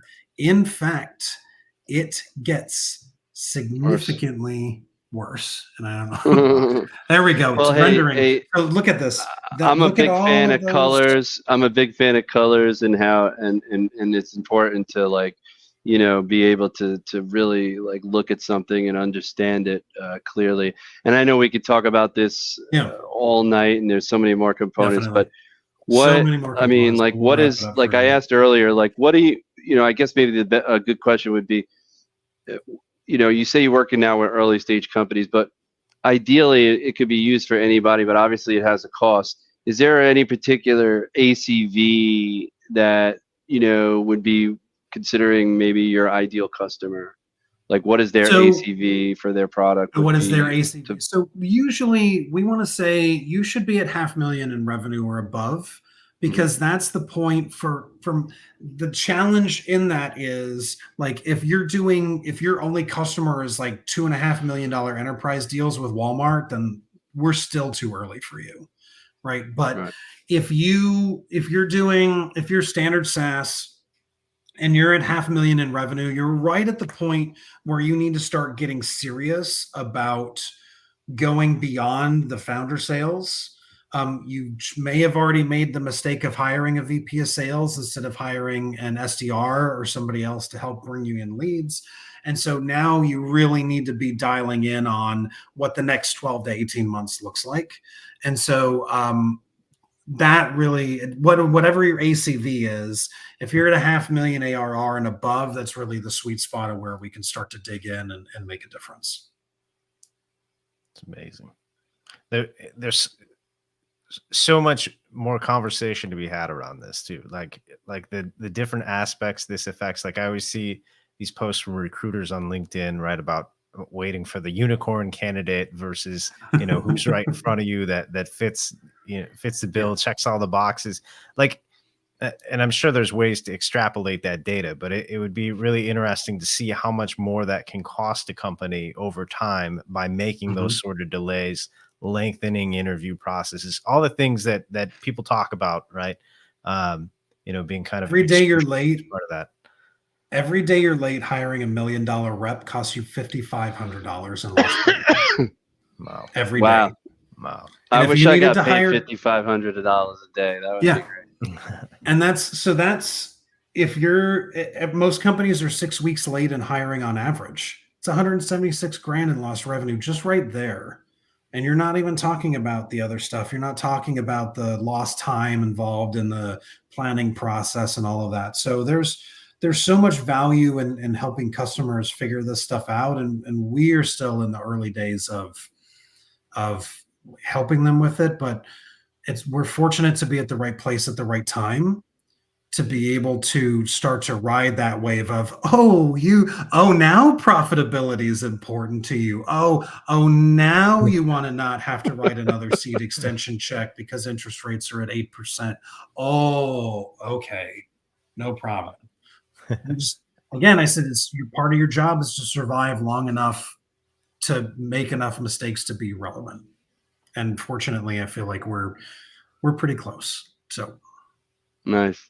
Awesome. Well, listen, man, it was actually great learning a lot about the way you're thinking about things and the way people should think about their business, and CROs and leaders, sales leaders, especially marketing leaders, should be really thinking about their businesses and using tools that give them the ability to just really see and have those in-depth insights, and they can make the right kinds of decisions. So we're not, living in this perpetual VC wonderland, as they might say. It sounds like a song.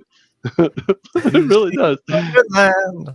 Yeah. So no, Rob, we want you to hang around. We Zach and I are SDR insiders, all about helping SDRs get better, and we have solicited cold calls from our viewers to maybe help them get better.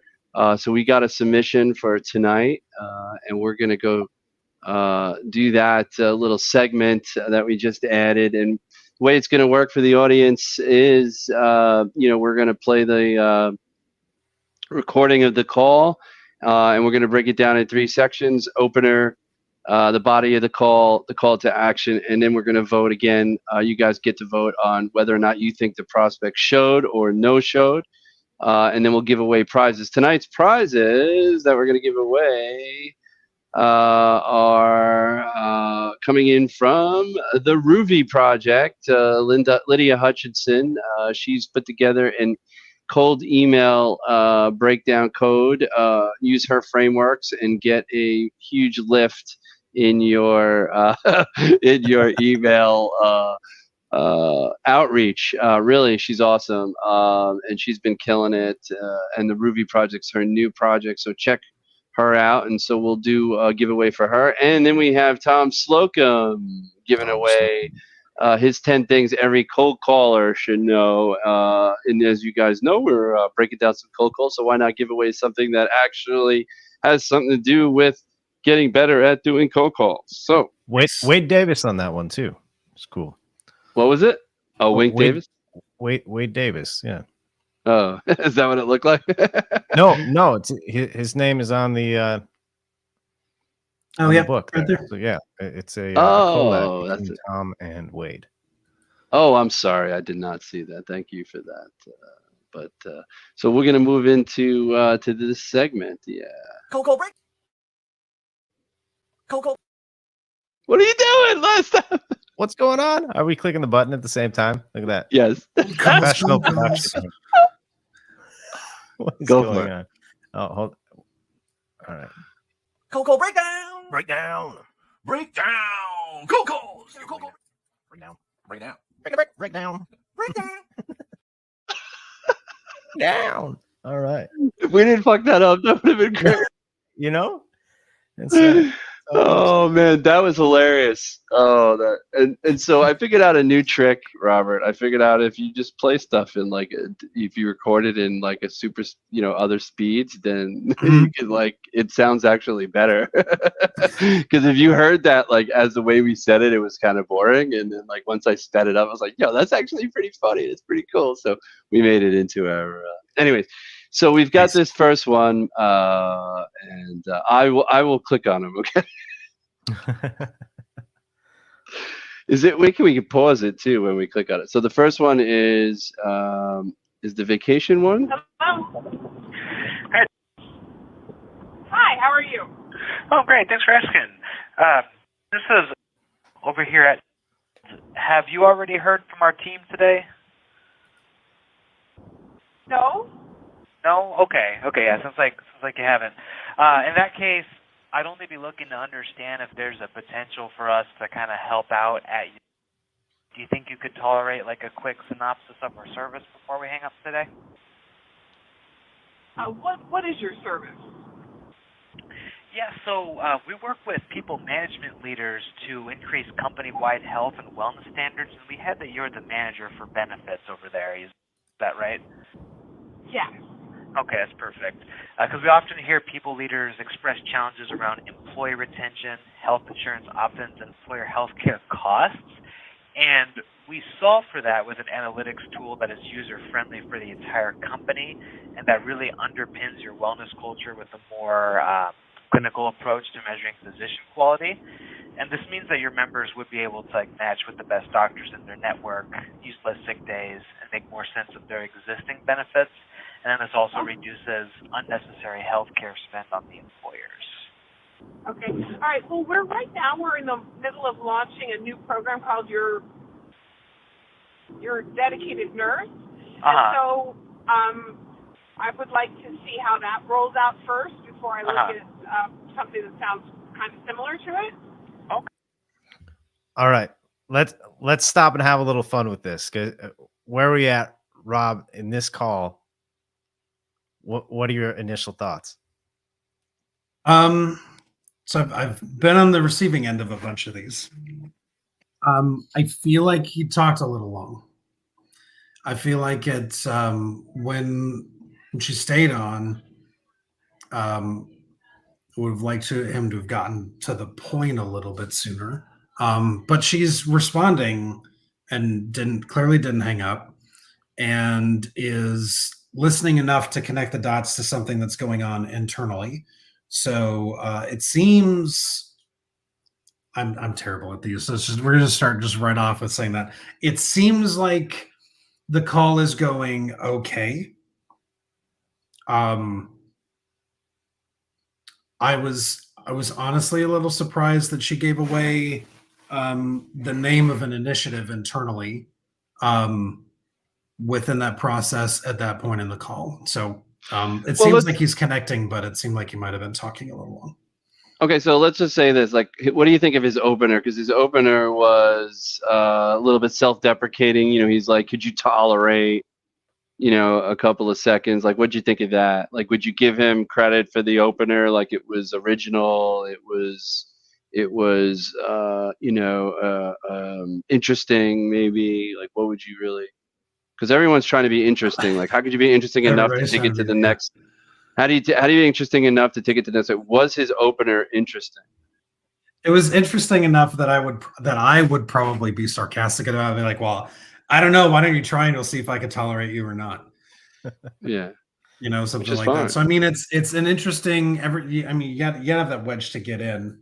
So it's interesting. Well, we wrote on the screen. It says, "Have you already heard from us today?" Do you think that's like a deceptive or it's kind of weird? I thought it was very strange, and I've never heard anybody ask that. Like, it's like instead I of cringed a little bit, only because I know enough about the process to be like, you should know if somebody called me because it should be in your system. Yeah.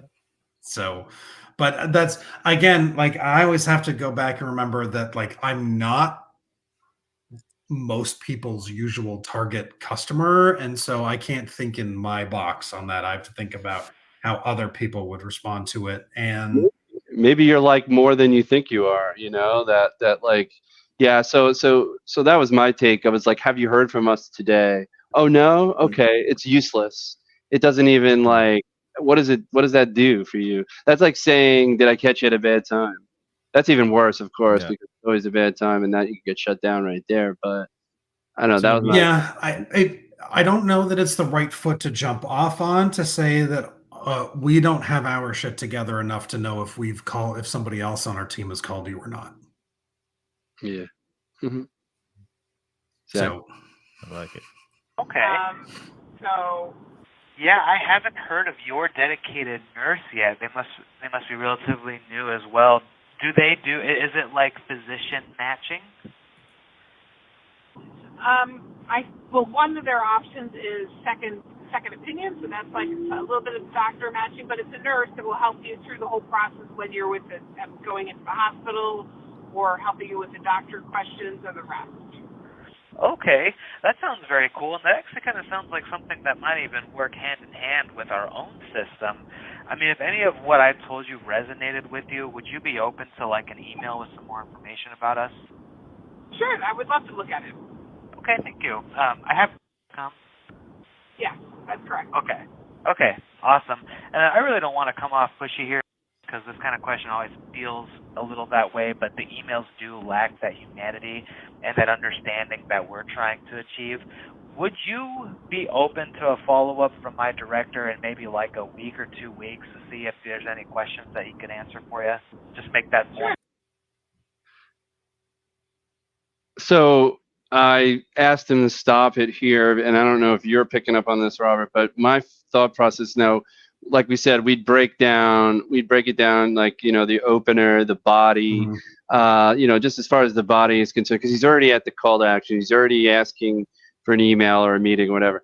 what I feel like in Yep. the body here was that he didn't really identify any kind of pain. He didn't identify anything that's going on. He just listened to what she was talking about, what she said that she had already implemented.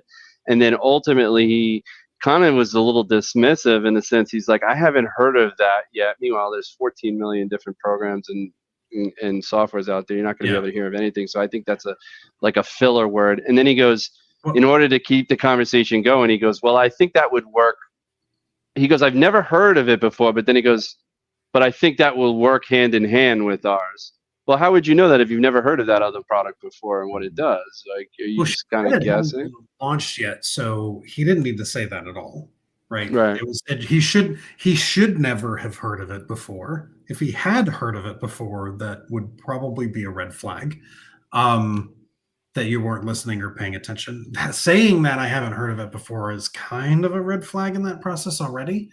Somebody in the room said she's very kind, and I would tend to agree with that.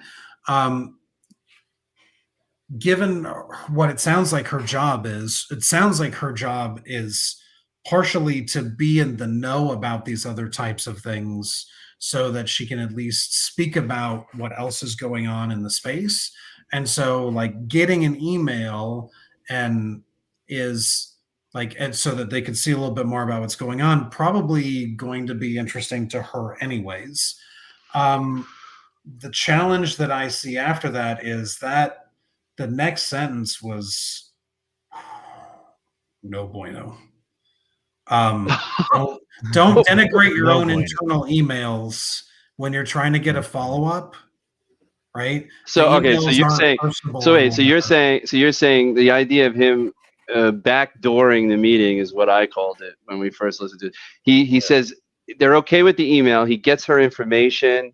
He confirms her information. She thinks she's getting an email, and then he goes, well, you know, my emails don't mean shit. You know, right. I don't know if you called.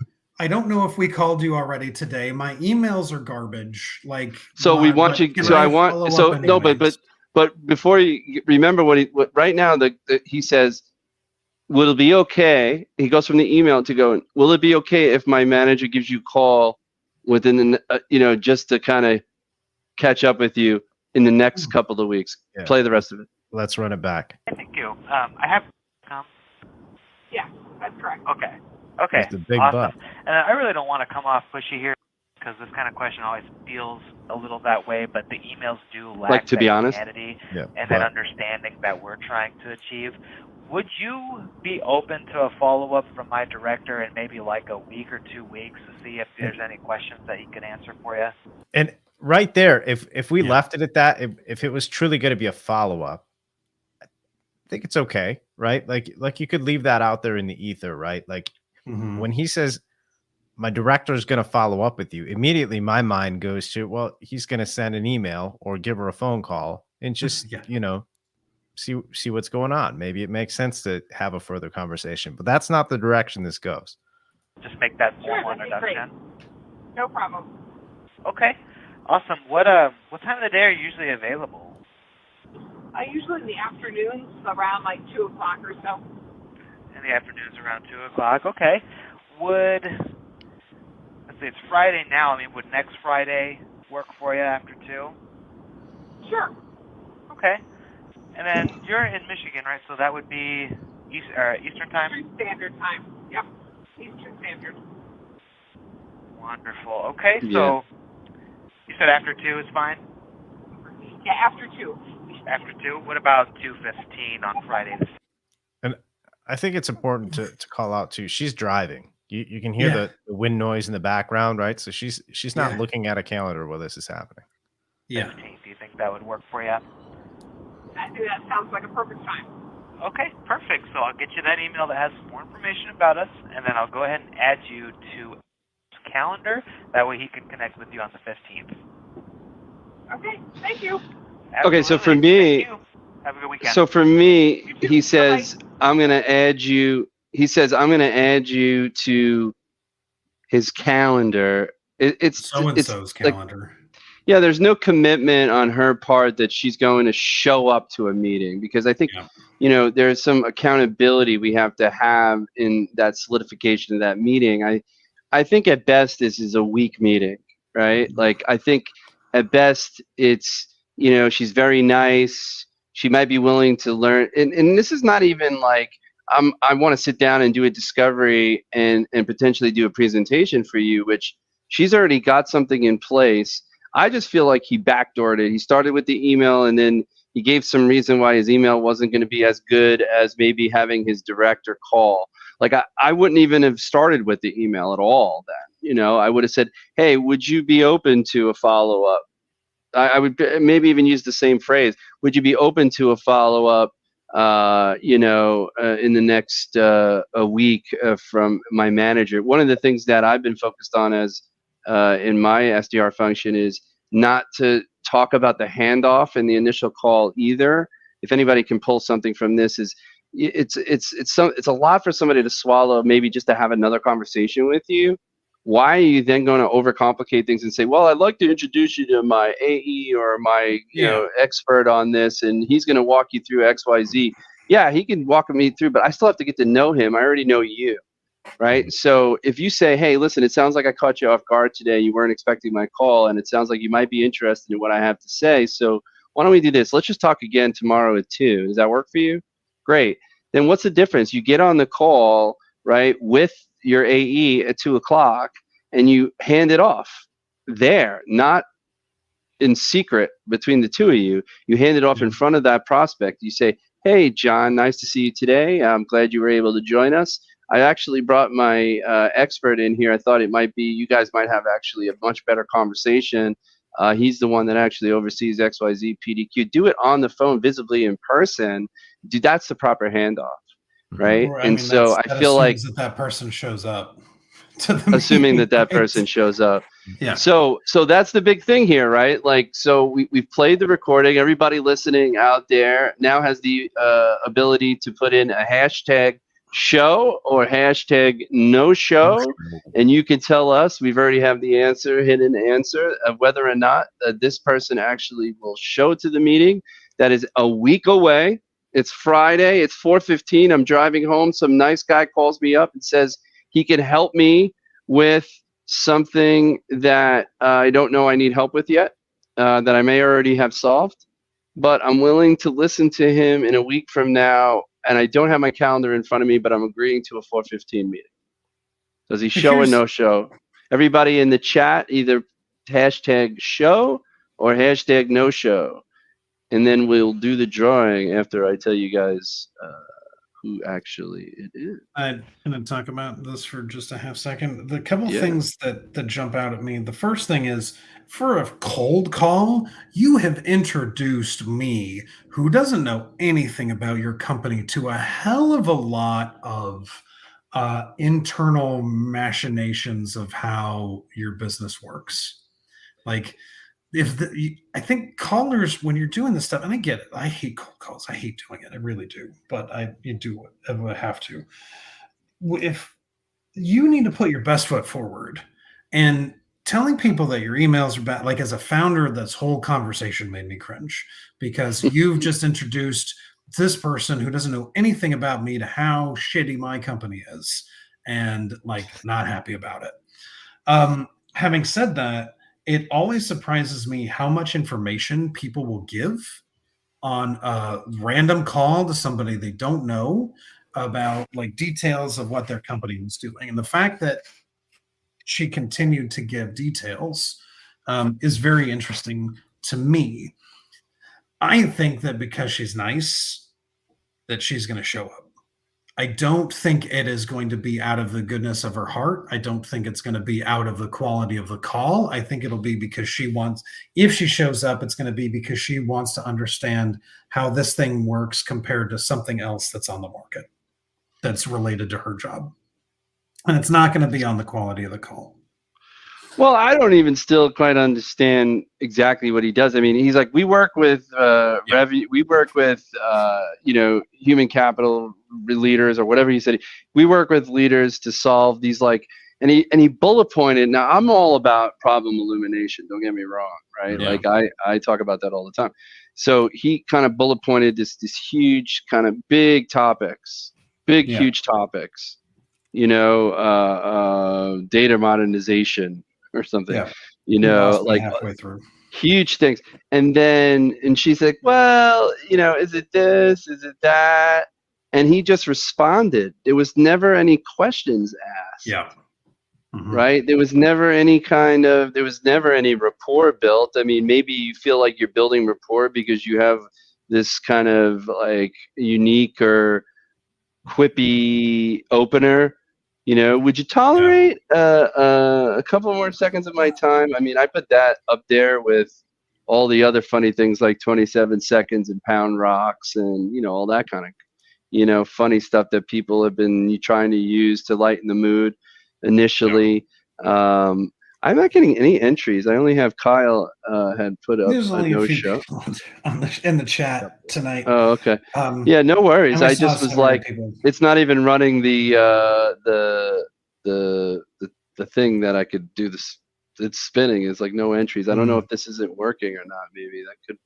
I might have to be not sharing. Is that- Listen, I think this person would show up, but it's not because of the call. Let me connect to this again. Here, hold on a second. Or Nick says if she shows and converts to close one, I'm quitting sales.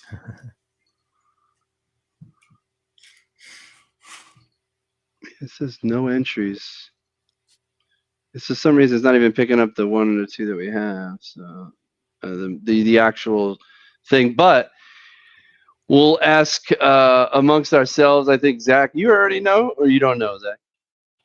Oh, you know. I do know. I do know. Okay. And so, Robert, you said they won't show, or they will? No, show? I think they will show, but not because of the call. Okay. Well, here goes.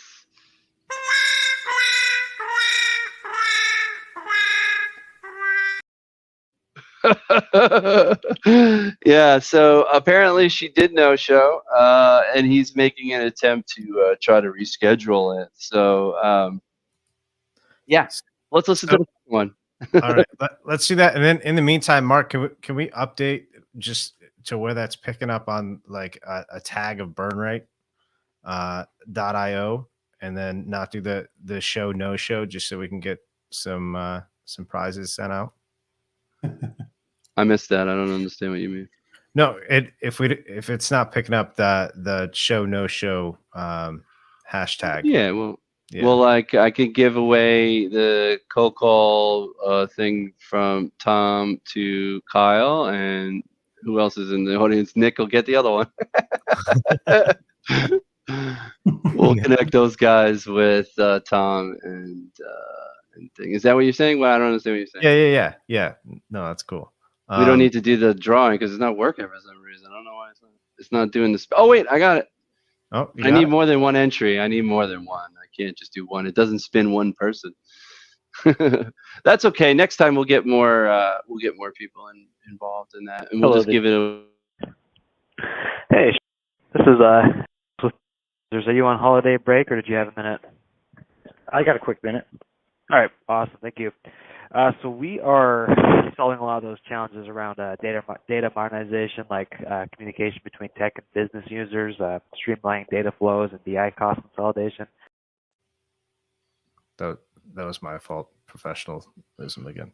So I've got to share this from the other side so we can pause it and listen to what's happening, and not hide our fedoras. Hey, this is Are you on holiday break, or did you have a minute? I got a quick minute. All right, awesome. Thank you. So we are solving a lot of those challenges around data modernization, like communication between tech and business users, streamlining data flows, and BI cost consolidation. Is any of that in your purview for? No, it's not. No, we're actually trying to figure out. I just didn't understand anything he just said. Like it just sounded like a whole bunch of long $15 words. Those are all tech words. Those are all like tech things that like it's jargon, which is fine, but like data modernization could be any in any department. Yeah. So you called me. So you know it's how generic. LinkedIn works. Kind of generic. Do you know my role or not? Mm-hmm. Right. You know how LinkedIn works. Right. So, like, Gotta do get you, it. like, instead of just asking, are you involved in data modernization? Like, again, I love Sam McKenna. Show me you know me.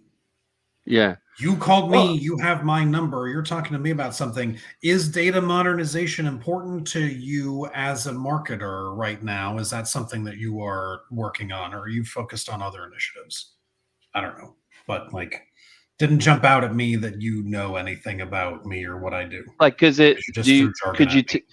yeah, I mean, it's almost like, is even a term like that now synonymous with the same thing as saying, like, calling the marketing director and saying, are you in charge of marketing? Or are you in charge of the website? No, are you in charge of the growth strategies for the demand gen engine that you're building? Whatever, like, get real specific. Yeah. In the question, I think it was, again, very, what is my very what high data level. do I have that needs to be modernized? I don't know. Like, don't throw jargon at. Don't start a cold call and then throw jargon at me. Well, can't you just Yeah. call and ask, hey, are you a decision maker? Are you the DM? Do you have money? Is there money? Do you have $50,000? If you don't have $50,000, oh wait, I didn't tell you what you needed for. Okay. Just making sure you have money. That's all. But it'll be in another area, and that's to be determined as to who's going to kind of run with that. Okay, but it is something that you're trying to address. Yeah, definitely. I mean, after the Labor Day break, would you be open to seeing how we can help in that area? The problem, it's going to be a few months out. To be honest, I mean, we could. On top of that, you could feel the salivation happening right there. Oh, I see. He's cringing, like he's just pushing for the meeting again. Very pushing for the meeting up front without any sort of. You heard he got happy ears. He said he's not the right person for the thing, but we are working on it. So if you're listening to me and you heard that I just said I'm not the right person, so you guys are working on something. Is there somebody better I should talk to about that? Because I don't want to waste any more of your time. I don't know, but like, show me you're listening. Show me you know me. Show me you're listening. Yeah. Go ahead. Well, on top of that, I just may not be the right person for it. Oh, okay.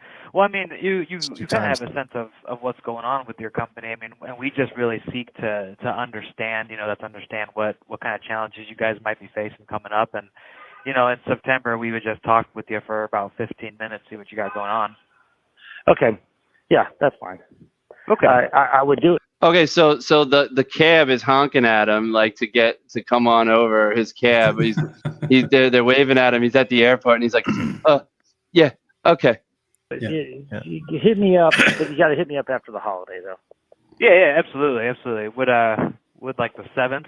As in, call me back. I'm walking right now. I'm not in front of my calendar. Oh, okay. What if I put you on like a placeholder, get you scheduled on there for a call, and you can kind of adjust it if needed? Yeah, that'll work. Okay. Is that Yes. Okay. Yeah. Awesome. And the company's called. I'll go ahead and send you an email from our vice president's calendar. His name is Andrew. That way you can see when you're on his calendar, and then I'll get you some more information about exactly what we do. Sounds good. All right. Perfect. I appreciate Take it easy. Thank you. Absolutely. Bye now. Bye. Oh boy. So a lot of things here. I mean, for me, again, like you said, I think he told you multiple times he wasn't the right person. And even if you told me you were seeking to understand, like, oh my God. Well, I think the funny thing for me, the funny thing was that he goes, but that's okay. You kind of know what's going on in your company, right? And you just be open to us understanding a little bit more about that. To me, that's like, what? Ooh. I don't understand. Like, so the guy actually, listen, like, who's the one to blame here, right? The guy actually is agreeing to. I was get me off this call. Yes. You know what's interesting though, Robert? I don't think he had that kind of tone. Like he didn't seem frustrated with the call. He seemed frustrated with whatever situation was going on around him, whether he was trying to hail a cab or he was trying to get into, get in his car, or it's just like he was outside. He may have been in New York City or something. Like it just sounded like he was more trying to navigate at the same time. Like he was a bit distracted and saying yes. Maybe you're right. He's saying yes to get the guy on the phone, but like, yeah, like it didn't even seem like he was saying an annoyed yes. Like he wasn't like, okay, I'll meet. Just send me the calendar invite. It wasn't like that. I didn't get annoyance off of it. I got a like what I pulled from it was I'm on the street trying to do something. Somebody's honking. This guy is seeking to understand but not listening, and like his goal is clearly to mark off, to check the box that this is happening and get something on the calendar so that he met his activity goals for the day. Yep, exactly. It seems like he knows a little bit about what that might be, and so he said yes, not out of frustration per se, but to know that I'm not going to get anything else useful from this guy. I'm going to get a calendar invite, hopefully a director. If I'm interested, I'll go look him up on LinkedIn. I'll go see what they do. I'll see whatever this email is, and then I'll decline the meeting if I don't want to go. Yeah. I don't know if that's right, but that's kind of the vibe I got from it. Is I understand the easiest way to get this conversation done, and then I'll go decide from there whether or not I'm going to show. Being polite. Yeah, I don't know. A little weak again, I feel, but yeah. I mean, this is as good as mine. Like I'm unclear as to the problem. What the outcome was. I'm unclear. Well, yeah, now I do. But when we first heard it, we didn't, and we stood in amazement in a few days to learn. We were actually, to be honest, we thought the opposite of each one of them. To be honest. So it's quite interesting. I don't know what the outcome of this particular one is, but again, I think situational awareness, when you're talking to a human on the other side of the phone, it makes sense to listen to what's going on the other side of that line, right? Like the cars honking, the first lady driving, you could hear the audible sound of the air, right? Yeah. Every once in a while, I'll call somebody who's got a baby in their arms, right? Or whatever's going on where they're not focused and dialed in. And then you add on top of that, them not having their calendar of availability in front of them, right? Not to mention the fact that we haven't really established like a business case to have this meeting, which I think is kind of missed in both of these. But not having that actual record in front of them, and then to take it a step further, you say, well, I'm just gonna throw a placeholder out there. You're just giving them that invitation to cancel because there's not much value to it. Yeah. Let's put a placeholder on it. Like, I'm also not a fan of saying like, oh, it'll just be 15 minutes. Nothing is just 15 minutes. I'm sorry. You know what's 15 minutes? Hi. Oh, hi, how you doing? Where you from? What's the weather like there? Oh, did you see the Cleveland Browns get their ass kicked last night? Great. Yes. Oh, you're a Cleveland fan? No, I'm actually a Pittsburgh fan. Oh, blah, blah. That's the first thing I always say. Yeah. Say, hey, let's just talk again. What you're trying to do in cold calls is establish, like just like Zach said, establish a reason to set up another call where you can have a meaningful conversation, where at the end of that conversation you determine whether or not whatever each other's situation is, if it makes sense to join forces in some way, shape, or form, transactionally or otherwise. And I don't think that this individual built any sort of reason with any of those prospects to meet. He posed very high level ideas at them, that even if he was dialed into the ICP, knowing exactly what those people are supposed to be focused on, he did not. There was some really some major failures within the scope of all of these calls, but I don't think overall he genuinely established any kind of pain that he's going to go in and solve. So there's no, while they may show, what kind of meaningful conversation, like where do you start when you talk about those 3 high-level topics that he said? It's like, how do you start the conversation? Yeah, this one didn't establish any that I'm that he's actually interested in the challenge that I'm facing. What he established was that he's interested in checking off activity metrics. Well, Because yeah, it the didn't rep, the actively BDR. respond- Yeah, it didn't actively respond to my things. And then like I make a ton of mistakes on these calls all the time. So it's like I'm not one to whatever. But if you are going to say things like seek to understand, if you're going to say buzzword and you're going to throw out, like you should at least be responding when those things are happening. Don't tell me that you're seeking to understand and then not respond appropriately in a social context when I've given you information. I've given you information, I'm not the right person. Totally understand. I don't want to waste any more of your time. Sounds like you're walking down the street in New York and you're busy. So I'm going to let you get back to your thing. Is there somebody better that you think I should talk to that might be able to find out if this is a challenge for them? That's finding the right person is a way better outcome than setting a meeting with the wrong person to find the right person.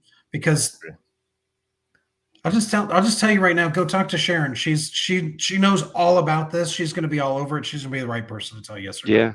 Yeah, absolutely.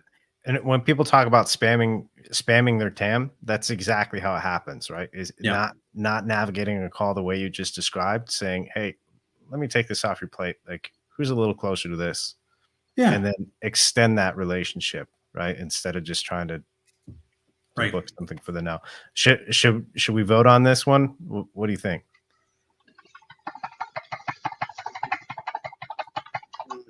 Can you hear that? I was beating the drum like I was like doing the drum roll.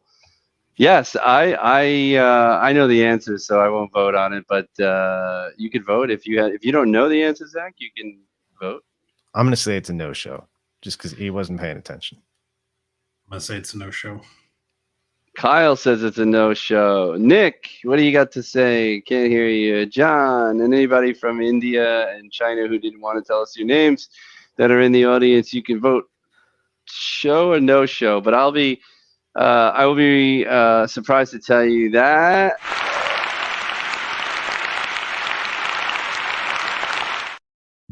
we did show to that meeting. Now, listen. Ultimately, we don't know how that meeting went. Again, I think that guy kind of they started out saying these are some problems. Maybe he caught the last thing he said, and he said, "Yes, that's definitely an issue that we're trying to solve." So there is definitely in that particular case maybe a specific line of questioning or talking point that's going to start that conversation. Oh, you mentioned that this is what's going on. Can you tell us more about that? He's still going to have to identify who are the right people. Chances are maybe they met and they talked, but it's going to be one of those things like, okay, well then great. I'm glad I understand what you guys do. Yeah. Why don't you follow up with me in 3 months? We should have a better idea where this project is going. And then what happens is in 3 months, the guy he spoke to is no longer there. It's no longer there. Yeah. This is why and I have conversations at higher levels on some of these things about like why isn't the CRM data good or anything like that, or why people expect that you can just throw an AI at the call recording and then at the stuff under the covers and make decisions about things. Like both of these calls are pretty clear indication to me on why that kind of data is bad in the first place, because there was nothing about the way that call went that indicated that it should be successful. And yet it was, and yet the person showed up. And so if you just go off of the numbers and then you go off of the result, you could easily let this person think that they are winning as an SDR when they're not. Yeah. And those are the real like people challenges around this type of stuff that you have to deal with. It's like, okay, you got the meeting, great, but like did the meeting go anywhere? Are your numbers, are you great at getting meetings and then wasting an AE's time because they're not productive meetings? I don't know. Yeah, I mean, listen, there are people out there that take meetings as they're forward thinking. Maybe they're tire kickers. There are people that ultimately are going to be looking to get promotions. They're trying to start a project that they can hang their career or their hat on or whatever it is. So, they'll meet with every vendor. You don't know at what stage that you caught them. You're not really. So he's catching this person out of the blue. The other thing about this particular caller, I felt like he was very animated in his voice. He sounded like an actor, like he was a voiceover actor. He had that just very crisp, sort of tony voice, pitchy, meaning like it sounds like he might as well be singing. Like he's definitely somebody who probably sings in a choir on the side, that kind of thing. Which, if you actually know who this guy was, you'd be shocked at. He's not that at all. He's completely different. Same caller on both of those too. By the way, I don't know if it was the same caller. The same caller. Yeah. Okay. So the one thing that I think we identified initially was that if you listen to it again, and we could send you, if you're just curious, we'll send them to you. But if you listen to it, we felt like the first one he was a little bit more polished. It was more buttoned up on the first one, and the second one we played, it was the same pitch, but he was a little, like his opener was a little looser, and I think, right? Was that the case, Zach? Yeah. His opener was okay. I didn't think his opener was bad. Didn't make me cringe. What happened next did, though. Yeah. Well, it was very abrupt though. The shift from you got a minute to I'm throwing this entire solution, like right. That was a very condensed space of time. I guess I almost feel like it would have made sense to qualify whether or not the person was, I think there's a lot to be said for what he did. I mean, he got those meetings, however he got those meetings, right? But again, to your point, I think there's so much extra additional work and burn that nobody understands what goes into. Like, I was complaining a couple of weeks back that I was just getting slammed with no-shows. And I was doing everything I possibly could, Robert, to actually get these people to show, from emails to text messages to videos to everything. And I couldn't. I was getting so frustrated. And there's no rhyme or reason why somebody doesn't show sometimes. But I think what I realized in that process is that there is so much extra mental energy and so much extra time that goes into, which takes away from other things and being productive in other areas, which takes away. And it all started with that initial call. Like, if my call was tighter, if my call had more reason to meet, if they knew that they were going to truly have a meaningful conversation and it was a priority for them, and customers always take priority. So I have a lot of clients that are wholesale. So like sometimes they don't show up to the meeting because their client needs something, and that's something new. It happens a lot with us when, if you're selling to a VP of sales and something else is going down, you're gonna have to change the meeting. It's just the way it is. And so like, I think though, which is weird, I might ask you this, is like VP of sales, you would almost think like they would never no-show you because they understand what it took to get that meeting.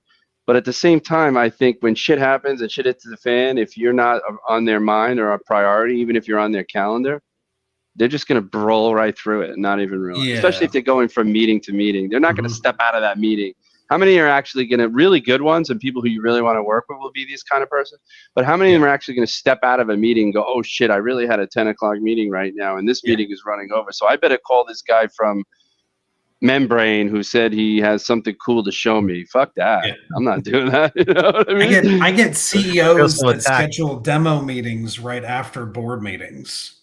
Like, do you think your calendar board meeting is over here and you're going to go straight into a demo and you don't think that board meeting is going to go long? I'm like, the second I find out it's after board meeting, if there's a no-show and I'll email them like, oh, I'm in a board meeting. Well, why'd you schedule a demo right after your board meeting without giving yourself a buffer? I do want to thank everybody who stayed and watched the show. We still have several users watching on LinkedIn, and I don't know how many on YouTube, but totally awesome that you joined us tonight, Robert, and you helped us break down some cold calls. We're going to be continuing to bring back Tuesday Night Tech every month, at least once a month. And we're going to be showcasing new and innovative technologies that can help SDRs, BDRs, and sales reps and marketing folks out there, and financial folks, as we have done tonight, which quite honestly, talking about these things it's important. I'm glad you've gotten into a space that's going to help people who ultimately have been sort of on this trajectory, on this trail, this following the trail of a million others that have come by and don't really focus on the right things and then ask themselves why. I think one of the interesting people to watch, I mean, people always say he's been interesting, but Adam J is talking a lot about this, how he's working and talking with so many leaders, so many founders who just don't know what the fuck they're doing, and some are listening to him and some aren't. And so, this is a good example. BurnRate and what you brought to the table tonight is another, leading example of what the kinds of data that people really need to be focused on and understand, or at least have their hands around, so that they can operate, what's the word, ethically. Responsibly. We tried scale responsibly as one of our taglines. It doesn't, people don't like to talk about that kind of thing, right? But love Adam J. He and a bunch of other revenue leaders. Like, it's nice to be around the industry right now when people are starting to get it, and there are more voices talking about what actually happens. And I think the cycle produced a lot of nonsense, and we have more social media, right, than we did on the last cycle. So it's good that we're talking about this. It's good that we're talking about more of the failures, and it's good that we're having conversations around how to get better. I want more companies to I want companies to stay around longer so they produce more jobs, right? And not have as many layoffs. We're here, everybody's here in whatever they're doing to help solve a problem, right? So I think the one thing that came out of those calls, and one thing I hope anybody that watches this take away from it, is spend less time focusing on you and more time focusing on the person you're on the other end with, and show them that you actually care about the problem that they have, even if they don't care about that problem right now. Because if you show that, and you show that you're genuinely interested, when you have that problem, let me know, they'll come back. They'll think about you first before somebody else when they do that. So just focus a little more on that side, and I think everybody will do better. So thanks for having me on, guys. I really appreciate it. Zach, thanks again for dropping in my LinkedIn comments and turning me on to Membrane. That's been nothing but positive. And guys, good luck on season 2. You'll definitely find me in the LinkedIn comments next month. Awesome, man. We're great to have you. We really appreciate it. And I guess people can find you on LinkedIn, BurnRate.io, et cetera, et cetera. I'm on Twitter at Robert McLaws, BurnRate.io. Hit me on LinkedIn, whatever. Awesome, man. Robert, appreciate you stopping by. I thought that the whole conversation was fascinating. I learned quite a bit today about the inner workings of this startups, frankly. So very cool. I'll have to do this again in the future, maybe in a little different format, but very, very cool. Thanks again. Thanks, guys. Yeah, have a great night. Absolutely, man. Awesome. Mac, you're the man.